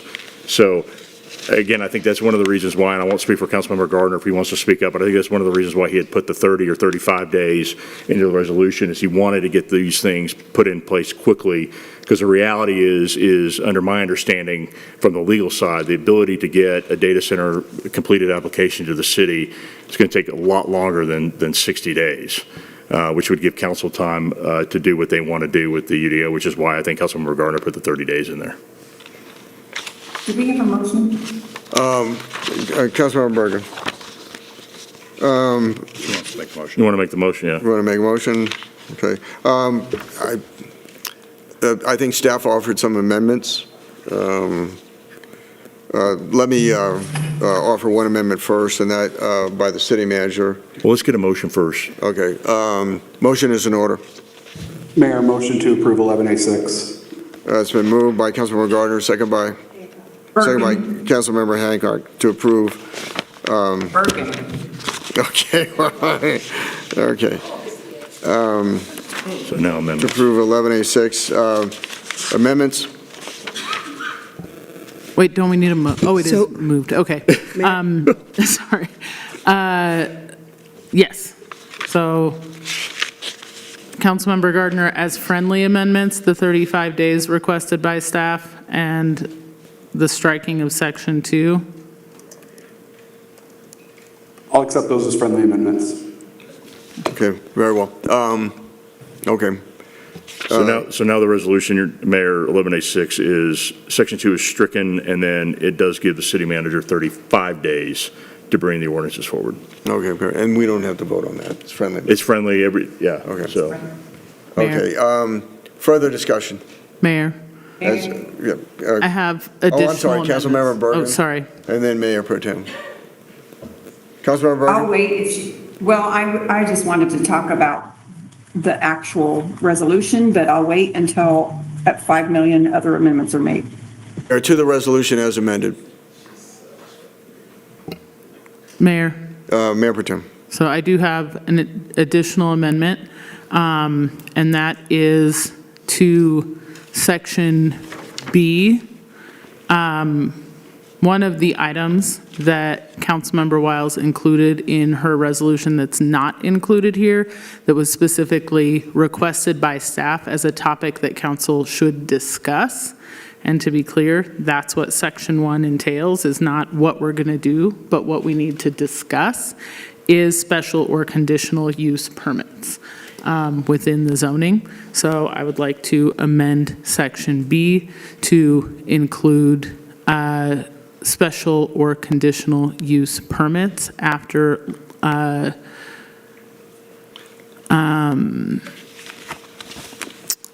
APZ zone districts. Okay. If I could ask the city. I'm sorry, it's a little bit weird. These I did not plan, so I'm trying to figure out how to navigate on the fly. Trying to follow. Fine, to establish special or conditional use permits, so that'll go before setbacks and landscape buffers. Let me, if I could just ask a quick question of the city attorney about that.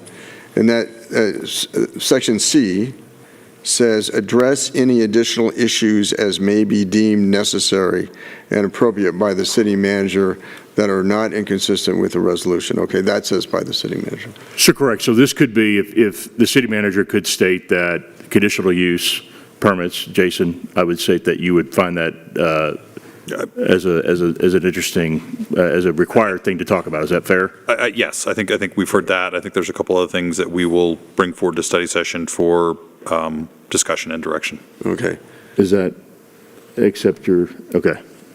So that covers, I think, what Mayor Pro Tem was going to ask to be included. Okay, so we're not going forward with an amendment, another amendment. Okay. Further discussion? Seeing none, call for the... Mayor. I'm sorry, Councilmember Gardner. Thanks, Mayor. Yeah, so a couple of things I just want to follow up on. I think I'm glad to see that there seems to be general consensus on this council in terms of addressing this issue. I'm not going to rehash the process issues, though I wish the process issues has been followed. At this point, I'd prefer to not have policy committees since we don't use them anyways. I do want to thank Councilmember Wiles for her work on this because I know she's done a lot of work on this. I will say I resent the implication from some of my other colleagues that I didn't, and I don't know what I'm talking about and haven't done the work, because that was said a couple times tonight, which is rather offensive. But that's fine. That's politics. I think in general, I'm looking forward to coming up with some appropriate safeguards to ensure that we protect both our residents and also ensure that Aurora stays a business-friendly city. We have consistently over the last several months, and with more to come, done things to create uncertainty for businesses that operate in our city. And, some people would say, well, those are just businesses we don't want here. But the thing businesses don't want is uncertainty. They want to operate within a certain environment, and they can handle regulation, but what they can't handle is uncertainty. And at a certain point, we can run off all the businesses that we don't want here, and we're going to be left finding that no businesses want to come here because they realize that Aurora changes the rules midstream. And so, I think we'll be able to come up with some safeguards that both protect our residents and that the data center community can live with. I've had a lot of conversations with those folks, and I think there's some reasonable things that we can come up with. We are in a different situation than some of our neighboring communities that have put moratoriums in place. We don't allow data centers in residential areas, for example. And so, my hope is that going forward, Councilmember Wiles and I can work together on some of these issues because I think there is a lot of common ground. And I hope the rest of this council can agree with some of the things we're able to come up with. Mayor? Councilmember Bergen. Yeah, I just want to say that really we should ensure that any business that wants to locate in our city is compatible with zoning, water use restrictions, and other environmental concerns. But this started out as a moratorium, and a lot of these businesses have already invested millions of dollars in choosing to locate in our city. So it's a really poor business practice, as Councilmember Gardner just alluded to, in terms of predictability. And you don't have a business invest time and money after meeting our zoning and understanding of our entitlement process and then change the rules. Also, there's other businesses that also could impact our different residential areas. So not just data centers. And we can change the UDO. Obviously, we're going to do this with this with this particular resolution. It could have gone to PED with those kind of changes to begin with. We could have done setbacks, noise mitigation. As mentioned also earlier, we have that large water user guide. We're going to make it formal in terms of specifically to the closed loop system. But we don't currently allow any of the data centers to come into the city that don't have a closed loop system. Investments are not only to our city, but very significant investments to our county and to our school districts. And by the way, those do actually reduce our tax burden and support our city for all the resources that we provide to our residents. Investments range from several $1 million to over $2 billion in property taxes, city use taxes, construction jobs, and other high-paying permanent jobs and infrastructure. And you can ask Pipe Fitters Local 208. They actually wrote an email to us, a letter that was provided, that they were against a moratorium and that they actually were touting how many high-paying jobs with the skilled labor that these data centers provide. And just as an example, we already have one built data center alone that is contributing $1.1 million to Aurora Public School District. Another one is paying $2 million to Aurora Public Schools.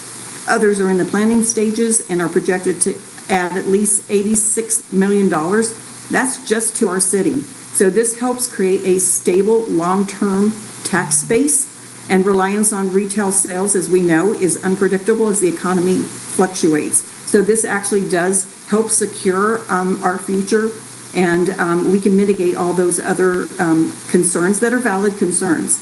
Creating clear standards is desirable, and I certainly support making those changes. And so anyway, I am in support of this resolution. Thank you. Further discussion? Mayor. Mayor Pro Tem. So the work that's being directed by this resolution, absent a moratorium, is already happening. It's the work that the city manager and Councilmember Wiles and city staff have already been doing. This moratorium was presented as this resolution was presented as an alternative to a moratorium. We don't actually need to do this to do the work. The work's already happening. And so, in my view, because this was proposed at the last minute for the purpose of simply heading off a moratorium, there's no need to support it. Staff can just keep doing the work they've been doing. I strongly disagree. I think that, this brings it before City Council. This brings it before the public. What you're talking about is individual discussions with staff. I think the public needs to be involved in this, and this is one way. The way this is currently written is that it brings it to a public hearing at the study session where we'll have a presentation by staff and where we'll be able to have a debate about what direction we're going to take. I think that the discussion seems to be that everybody's mind is already made up and that it's done. It's not done. This is just the beginning of the process. But I think it needs to be a public process, and so this needs to pass. Mayor. Mayor Pro Tem. We've already had the public comment, and what they said is they would like a moratorium or a ban. And that's not what Councilmember Wiles is bringing forward. What Councilmember Wiles is bringing forward is a set of thoughtful regulations, which she's already put months into working on, and which if staff can bring them forward in 30 to 35 days, it's because they already did the work. So I don't think that this is necessary. It exists for the purpose of giving people something to say they did that's not a moratorium. It's an important deadline. Councilmember Hancock. Motion by Councilmember Hancock to call for the question. Mayor, second. Second by Councilmember Lawson. Non-debatable motion. Call for the question. Oh, do we have to vote? We have to vote on that. Okay. 2/3, yep. Call for the question on the motion to call for the question. Mayor Kaufman. Mayor votes yes. Councilmember Jackson. Councilmember proudly votes no. The motion passes with 7 yes votes, 4 no votes from Mayor Pro Tem Coombs, Gardner, Jackson, and Medina to end the debate and vote on the main motion. Okay, just to be clear for all council, what you're voting on is to changing, it's 11A6 as in the packet with 2 amendments. One is striking section 2, and the other one is changing the dates from 30 days to 35 days for the city manager to be able to bring ordinances forward. Call for the question.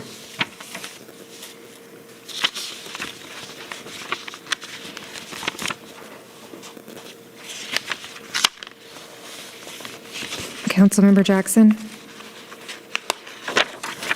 Councilmember votes no. The motion passes with 7 yes votes, 3 no votes from Mayor Pro Tem, Councilmember Jackson, and Councilmember Medina to adopt item 11A6 as amended. 14A. Will the clerk now read the title of 14A? Item 14A is finalizing of ordinance 2026-41, submitting to a vote of the registered electors of the City of Aurora, Colorado at a coordinated election on November 3rd, 2026, a proposed amendment to Section 4 of Article 2 of the City Charter concerning municipal elections to direct that regular municipal elections shall be held in even-numbered years, and proposed amendments to Section 5 of Article 3 to provide for one-time shortened terms of office to facilitate the transition to regular elections occurring in even-numbered years. And Mayor, we do have individuals who would like to speak on this item. I'll hear from the public first. First Does person anybody is, wish to be heard on this? yes. The first person is Ayante Anderson, followed by Hashim Coates.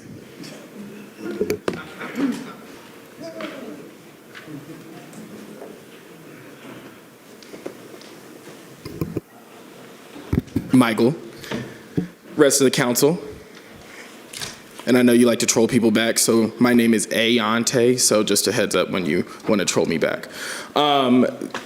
Definitely support passing this and sending this to the voters, because this is a prime example of why there needs to be more participation in city government, and having even year elections will make sure that we don't have certain members on the city council anymore. And I am so thrilled about that day. Just remember the feeling in Aurora when we all woke up and heard Danielle Jurinsky was sent home. Not only was she sent home, she barely got into 3rd place. So many voters of the city did not want her. That was such a beautiful day for the city of Aurora. Such a beautiful day. And if you can only imagine the party we had when Danielle was kicked out of office, what type of party do you think we're going to have when y'all, Francois, Lawson, Curtis, and Stephanie, when y'all are gone? It's going to be Juneteenth level celebrations. Like, in the street partying. Actually, let me give this more to a black focus. Can't you feel a brand new day when the Wicked Witch of the West was finally melted in that pot when Dorothy threw that water and everybody came up out they costumes, and then it was just a whole brand new day. That is going to be what it feels like when there's more voter participation.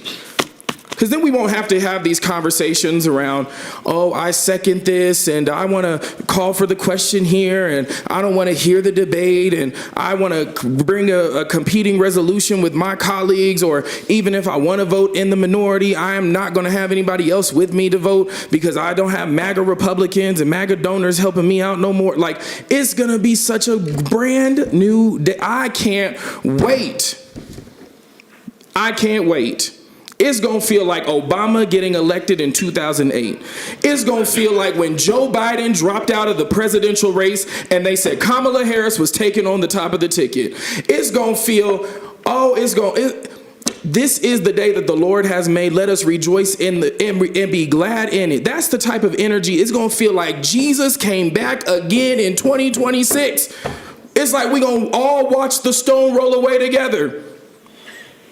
I am so excited for this resolution or this ordinance or this vote to the people so that they can have this decision, because when the people participate, they don't elect Republicans. When the majority of your voters participate, you get to go home. You don't got to sit here and listen to me talk to you for 3 minutes on every single item on your agenda. You get to be at home. Watch your Tyler Perry soap operas. I don't know. But I can't wait for the brand new day, so vote yes. Hashim Coates, followed by Kristen Mallory. Vote yes on what? No. Oh, Second reading of 14A. Not your vote, but, you know, it does require. Hot mics, hot mics, hot mics. Oh, What did you say? Saying hot mic. Hot mics. Oh. That's mayor's.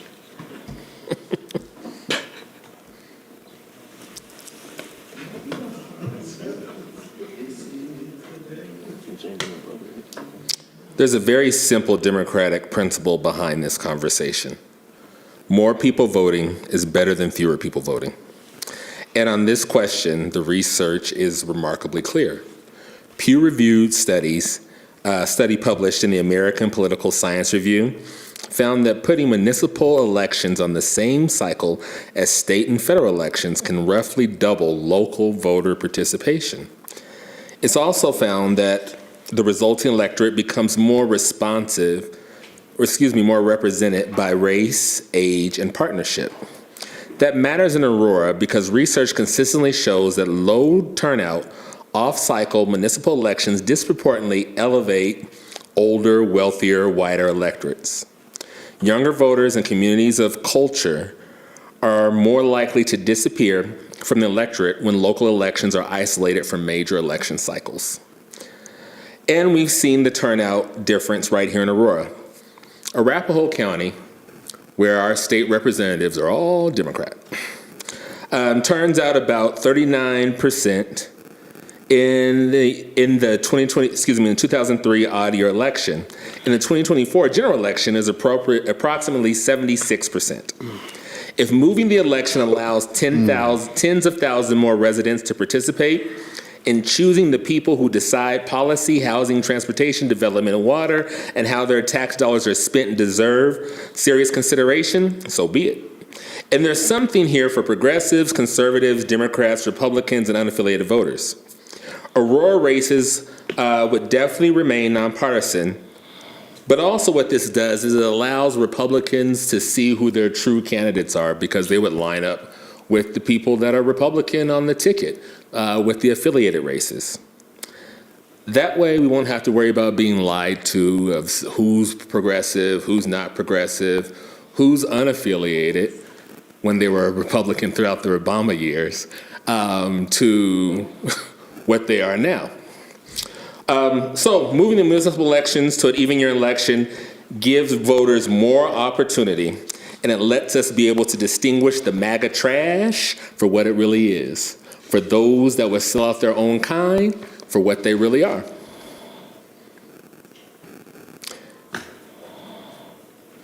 There are political benefits to this because it will also free up some media time. We don't have to worry about seeing these election ads every year. I cannot get up here and say that it would drop the reduce in spending and all that happens, because there'll probably be more. But if we get the turnout that is here, it would let them know that this market is not up for sale anymore. So I encourage a yes vote on this. Kristen Mallory, followed by Juan Marcano.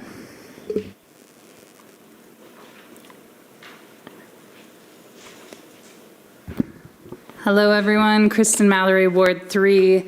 I also serve on APS, and I run on an off-year election cycle. So very selfishly, I would like you guys to move off of our election cycle so that all the voters vote on is APS on odd years. I also want to just say, even though you hear from the same group of us week after week, I would kill to have this type of participation at APS meetings when we're talking about reading and resources for our kids, because we don't have people who show up and talk to us about the things that we're voting on. And so I find it kind of refreshing that you have so much participation in your meetings, and I don't think you should take that for granted.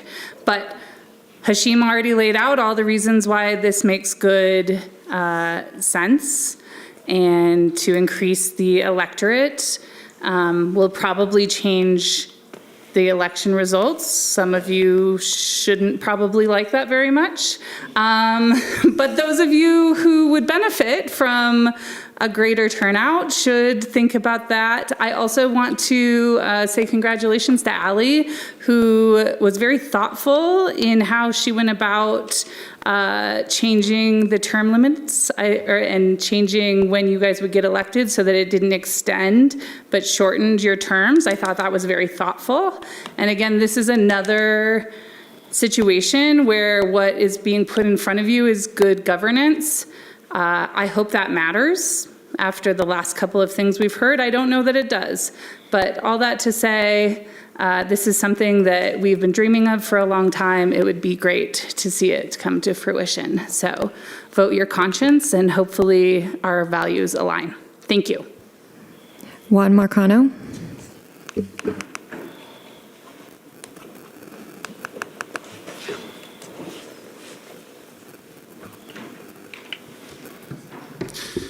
Good evening again, Council. I'm still Juan Marcano. I'm still a Ward 4 resident. I want to once again thank Councilmember Allie Jackson for sponsoring this ordinance. In an era where our democracy is under attack at the federal level, strengthening our local democracy is more important now than ever. Moving our elections to even years will greatly bolster participation in our municipal elections. It'll finally put a spotlight on what I believe is the most important level of government, and that's something that all of y'all should want to have happen. Every municipality that has done this across the country has seen a dramatic boost in voter turnout. Not only that, the ballot drop-off that I've heard some concerns from y'all about, especially in the past, when I was on the other side of that dais, does not happen. In fact, Parker and Castle Rock, two of our neighbors to the south, they've actually had years where more people voted for mayor and city council than voted for president. So they left the top of that ballot blank, and then they went to the next page and voted for their council. I think that's really cool. I want the whole ballot to be filled, to be clear, but, still. And I want to give you all a couple of other national examples, too, because this is not a local phenomenon. Baltimore, they went from 13% turnout in mayor in 2011, which is when their elections were at the top of the ballot. They went to 55% in 2016, 2020, and 24 during presidential years, when they were on the back of the ballot. San Francisco used to do about 36% turnout for mayor. For example, in 2019, they went to 76% turnout in 2024, despite the mayoral race going to the 10th slot on the ballot. And that's below school board on their ballot, right? And El Paso, Texas, they went from 8% turnout in 2017 to 55% in 2020. And one thing that's really interesting here, the last race on their ballot is actually municipal judicial seat. Those are elected positions. They're here. I know y'all appoint them. They received 660% more votes by putting that on the even year ballot. So the additional benefit of this change is that it's also going to foster much better intergovernmental collaboration, because we're going to have municipal, county, state, and federal races on the same ballot. That means that candidates who are running for office, they're going to begin to develop relationships sooner on the campaign trail. They're going to probably knock doors together. They're going to hear from voters. And they're going to be able to work together to craft and prioritize policy in unison to address the needs of their constituencies. This should be a unanimous yes vote, y'all. This is a capital G good governance reform. Give Aurorans an opportunity to strengthen their democracy by supporting this ordinance. Thanks again. That was the last individual. Motion is in order. Motion is in order. Mayor, so moved. Oh, Yeah, say it, though. Mayor Protem, I'm sorry. Move to approve. move to approve. Thank you. 14A, right? 14A. Okay. Okay, moved by Councilmember Horton, seconded by, Coombs. seconded by, Oh, sorry. What Jackson Jackson. seconded by Councilmember Jackson. Discussion? Mayor, Councilmember Hancock. so the beauty of off-year elections is that our cities, our candidates, and our local issues receive the attention they deserve. Local government should not be buried beneath the noise money, and partisan politics of a presidential election. I'm deeply concerned about moving municipal elections into a presidential election year. It's like the canary in the coal mine for something much larger, the increasing nationalization and partisanization of local government. Some would argue that this change is about democracy because presidential elections produce higher voter turnout. But democracy is more than about simply increasing the number of ballots cast. It's about an informed populace, competitive elections, accountability, and ensuring that local voices are actually heard. Higher turnout should not automatically be treated as justification for restructuring local elections. Candidates running for municipal office have a responsibility to engage their communities, like we did in our last elections, knock on doors, communicate ideas, inspire voters, build consensus, and work hard to get those voters to the polls. That's what electioneering is. That's what we do when we run for office. And then the voters get to decide whether they want us or not. Either way, it is part of the process. We should be very cautious about changes that could allow national partisan politics or ideological agendas to overwhelm our nonpartisan municipal elections. Regardless of which party benefits today, concentrating political power and diminishing meaningful competition is not healthy, and it's not really part of representative government. Local elections belong to local voters. Let's keep the focus on our communities and our issues, and the people asking us to serve them. Further discussion? Mayor. Mayor Pro Tem. Oh, sorry, I'll be quick. Competitive elections are about more people voting, right? If you get more votes, then you've been more successful at competing in an election. If you get the votes of more people, then you've been more competitive. It's fairly simple, and yes, greater participation is the hallmark of democracy and improvements to democracy. That's all. Very well. I don't think it has worked well for RTD directors being on the general election ballot, and I find it ironic. We had a school board member from Aurora Public Schools come up here and testify for the proposal for moving Aurora City Council to the general election ballot, but not the Aurora School Board. Further discussion? Mayor. Councilmember Bergen. Councilmember Jackson. Jackson.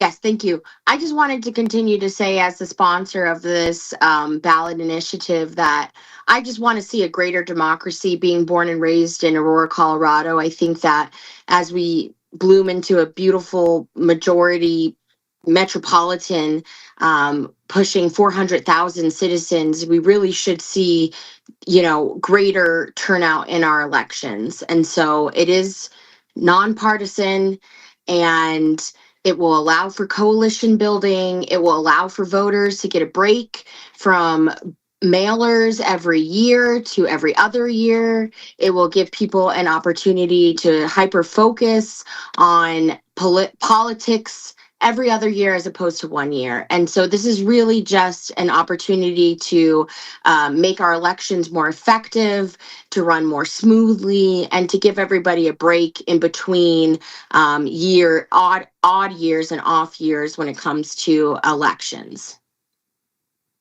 Further discussion? Seeing none, call for the question.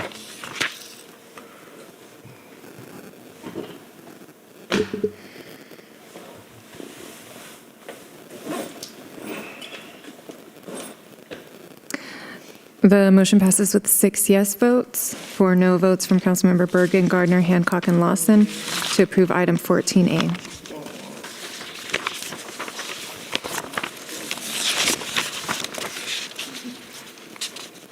Let's see. Okay, reports. Councilmember Andrews. Yes, Mayor, I need to, we had a resignation on the CABC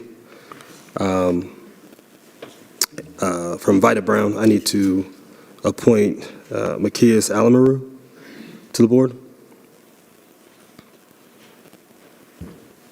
And Katie, I'll give you information later on. Yes. Thank you. Okay. Mayor Pro Tem Coombs. Thank you, Mayor. So a few upcoming items for folks to keep in mind is that this Wednesday, there's the City Council Chamber Accessibility Meeting, 5:30 to 7:30 p.m., and that is in the Aurora Room here in City Hall.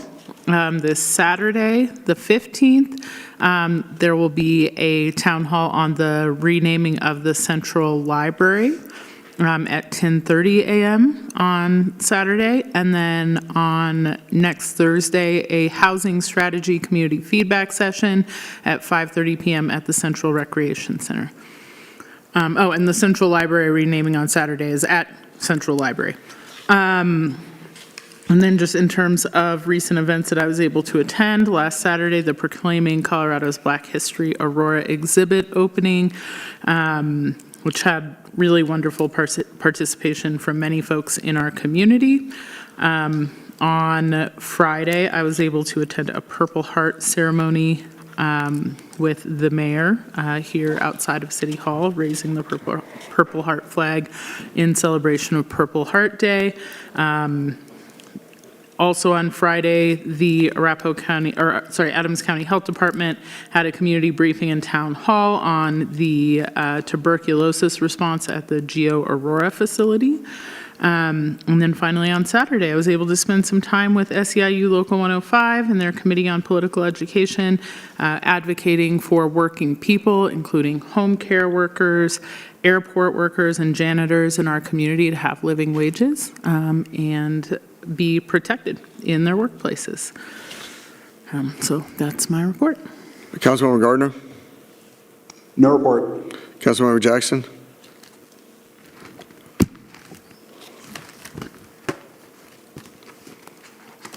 Councilmember Horton. Thanks, Mayor. A few things from Ward 1 updates.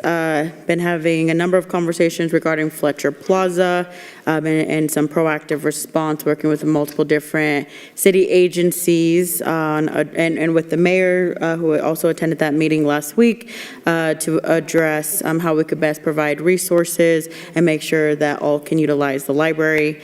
The second piece is with the Community Development Corporation.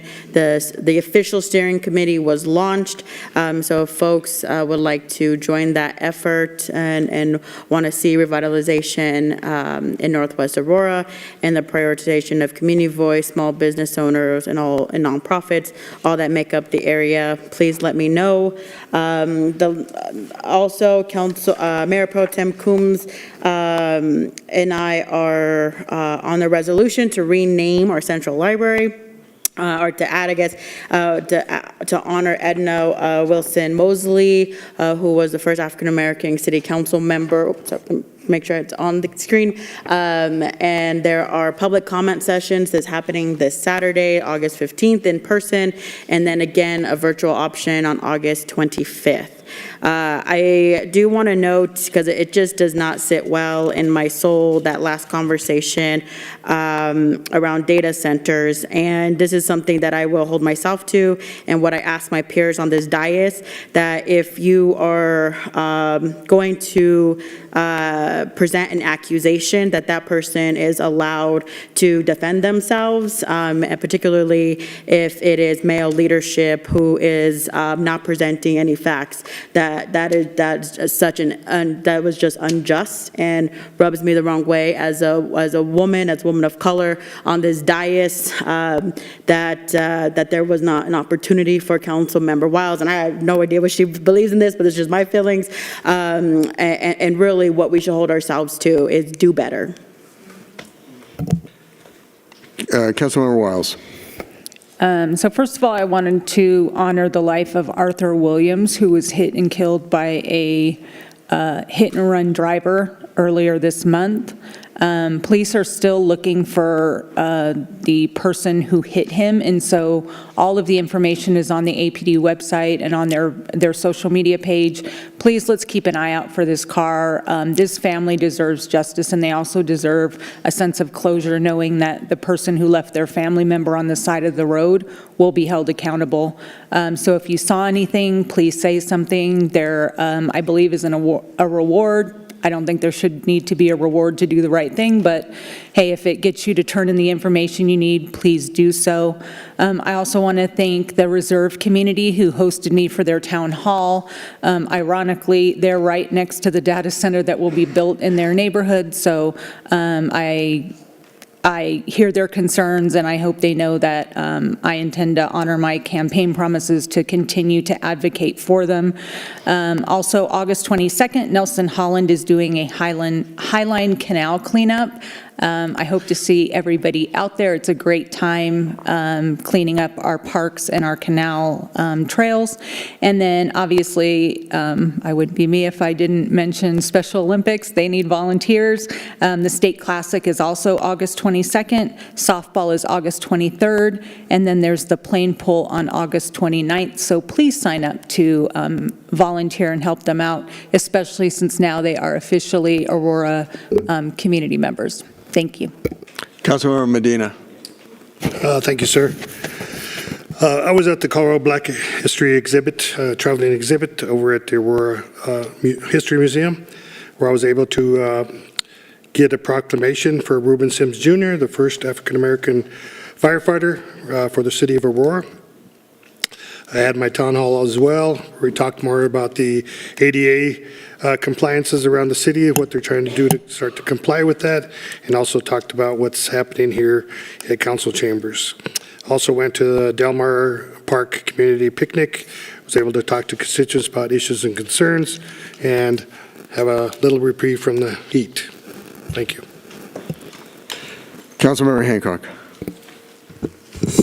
Thank you, Mayor. It's been a busy 2 weeks. Last week, we attended the Korean, or the 27th, we attended the Korean War Memorial. It was a beautiful ceremony out at General's Park. It was just great. It was a beautiful ceremony. You and I, Mayor, were at the Aurora Fire and Rescue Training Facility. Oh. And I got to tell you, you're a boss, Mayor. You ran up those 4 flights with that 40-pound hose. I watched and took pictures, but I did other things with the firefighters, and I think they have some of the toughest training that I've ever seen. And there was one lone gal that was there hanging with those fellas. It was really great to see these young people go through their training to become firefighters to protect our city.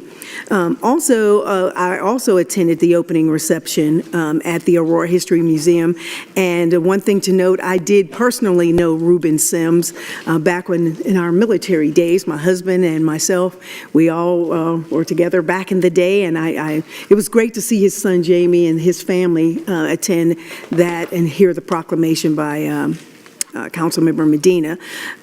This past Monday, I attended the Armed Forces Treatment Court, and it was great to see Judge Day preside over this young man who did the hard work that was necessary in the Armed Forces Treatment Court to, you fall down sometimes, but this gives you an opportunity to get back up, and he was supported and helped and encouraged, and he went through the program, 18-month program, and he's well on his way in recovery and success. That was a really great program as well. I also attended, along with Councilmember Andrews, the Interfaith Gala at the in Centennial, where they raise funds to provide meals for homeless individuals across the city. You can come in and they take really good care of you there, and it was great seeing the commissioners there as well as Councilmember Andrews. I had a meeting today with Tamia, and I hope I didn't mispronounce your name, Miss Tamia Jackson of Aurora Save. And we had a really great discussion about what the Aurora Save does and what it doesn't do. And as the director of this program, She is instrumental in helping young people circumnavigate the stresses of making choices that sometimes are not in their best interest, but to help them make better choices. It serves young people from the ages of 14 to 24, and to help these young people to choose nonviolent activities. And we talked a lot about resources as I went on a ride along a couple weeks ago, you and I, Mayor, and talked to a young man. I think Road Call Straight and the SAVE officers and the SAVE coordinator really, I think they kind of got through to this kid. I could see his countenance change, and he seemed willing to really engage in his own future, because that's what these young people need to be able to be trained to do. For the young woman who talked about, did we go to the reservoir? I don't know if she's still here, but we're actually going on the water tour tomorrow. So we're going to go and look at these reservoirs and see firsthand how water deprivation, how the drought, how our one day of winter has impacted our water resources here in this state. There's a lot more going on with water than meets the eye. The Colorado Water Compact and all of that that's going on. We supply water to us, Nebraska, New Mexico, California, Nevada. Oh my goodness, it's a huge deal. But we want to be very good stewards of our resources as representatives on this council. And so the water tour, I expect, will be a great opportunity for us to learn more about that. Also this week, we will be having the public safety meeting at what time is it? 11 a.m. Here in the Aurora room. So please tune in to that. And that's my report, Mayor. Thank you, Councilmember Lawson. Thank you, Mayor. I'm going to be having my Ward 5 Town Hall on August 18th at 6:30 at Mission Viejo. We're going to have planning and development, and also I'm going to have the one at Heather Gardens. That one will be at Mission Viejo. The one on the 29th will be at Heather Gardens, and we will also be talking about planning and development and retail, what's going on in Ward 5. And that's my report, Mayor. Thank you. Councilmember Bergen. Mayor, no report, thank you. Very well. Want to encourage people to go to my Facebook page. It's at Mike Kaufman Facebook. And I'm hoping Mr. McConnell has signed up, our District 3 Transportation Commissioner. I'd like an update on what you're doing to help us on State Highway 30. You're on that task force with co-chaired by Councilmember Wiles and Councilmember Bergen. And so a great opportunity for you to update us. With that, public invited to be heard. And Tay Anderson, followed by Hashim Coates.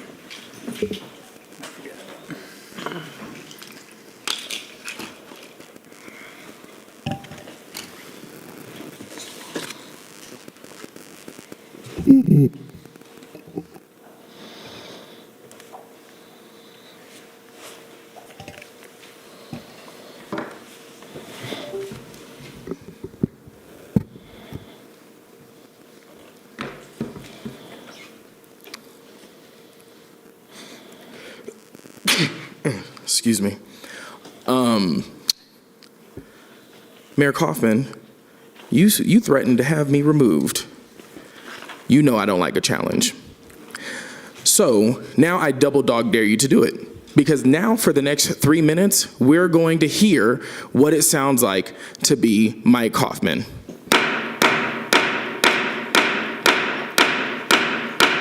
This could have been avoided, but you threatened me. So now I have to double dog dare you, Mike.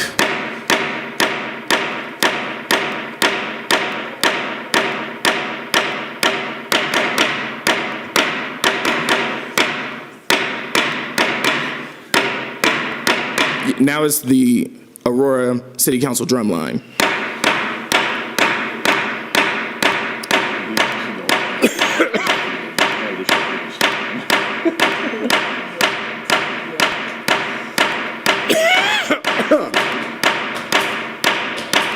Okay, I see you adding in Stephanie.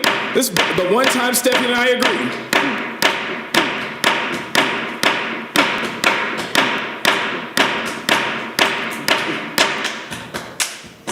That's her solo. Take it away. Here we go.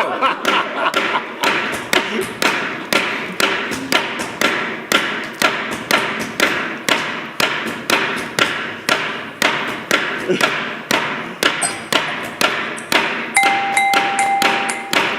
still got a minute and 30 seconds. Oh, no, it's not there. Oh, yep, no, we still got time. We still You're not got disrupting time. the meeting this time. All you have to do is leave me alone, but this is a consequence of your action. This is called the First Amendment.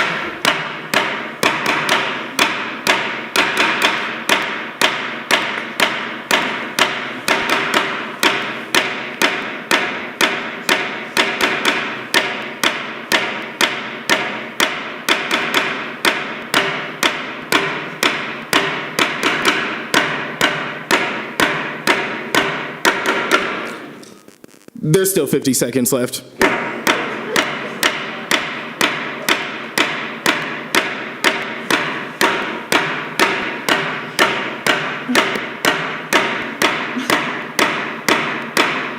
This could have been avoided if he would have just left me alone. No, it wouldn't it?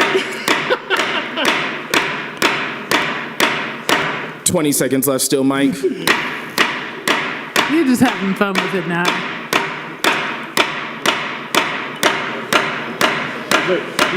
He's not disrupting the meeting now. Mike, we're coming up on your solo. Be ready.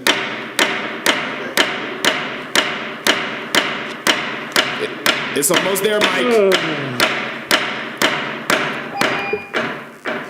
Hashim Coates, followed by Median Schaffner. There's your solo.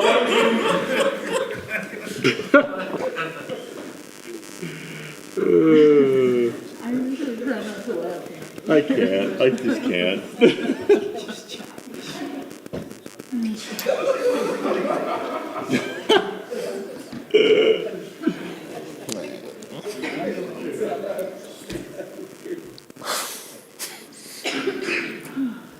That is interesting to follow. In all my years, I have not followed anything like that. But I guess in the true spirit of everything, I do want to say that Councilwoman Hancock, you did violate decorum when you participated with him. So I'm just saying. I understand I'm not a white man. You're not going to respect me. So I want to say that leadership is hard. It is. When you make that decision to get up and run, you're there for it all. Whether either votes or critiqued or whatever, it happens. There have been some that I have bent friendships over and defending on how they were attacked. Then I have come back in to be hot as hell on their asses. That's just what the job is of leadership. And I encourage people to lean into it and deal with the growth. But I do find it to be disrespectful and condescending to be like, Amy, I appreciate blah, blah, blah, but fuck you. And that's exactly what happened. So, also, if we could just get back to the days of when Mayor Hogan was here and how the building and things operated back then, those were the glory years. I am doing a bipartisan type of acknowledgement on how things were run. There was more civility that was here. And the fact that he did not treat the people's building like a prison, I respect that. The fact that when I come and other people come to speak at a city council meeting, we have to wait at the door to be let in blows my mind. The fact that the door can't be open for council hours and council business, I don't understand that. Also, I want to call that the security is a joke. Honestly, if there was sincere intention about harm being done, it would happen. There are holes. APD can even attest to this. There are holes in the security process that your safety, the stanchions, all that stuff, it's a fraud. But what it does speak to is that people do not come here with the ill intent that is lied upon them to create you all harm. Yes, your nerves and your feelings are in jeopardy, but that is because the people want to have their voices heard. If security was real, the screeners would not be down as I went out to the restroom and came back in. They still would be up because you all are still here. Unless you all were afraid of the big oil people, the big money people, the big center people that left after the votes that happened on that. So also I encourage people, get out and vote. Stephanie's chat GPT rant did everything like supporting what Councilwoman Jackson measure wanted. More voter participation is the answer. Medea Schaffner. That was the last individual. Councilmember McConnell, our former, I would like that report next time. Thank you. Seeing no further business before the Aurora City Council, meeting is adjourned.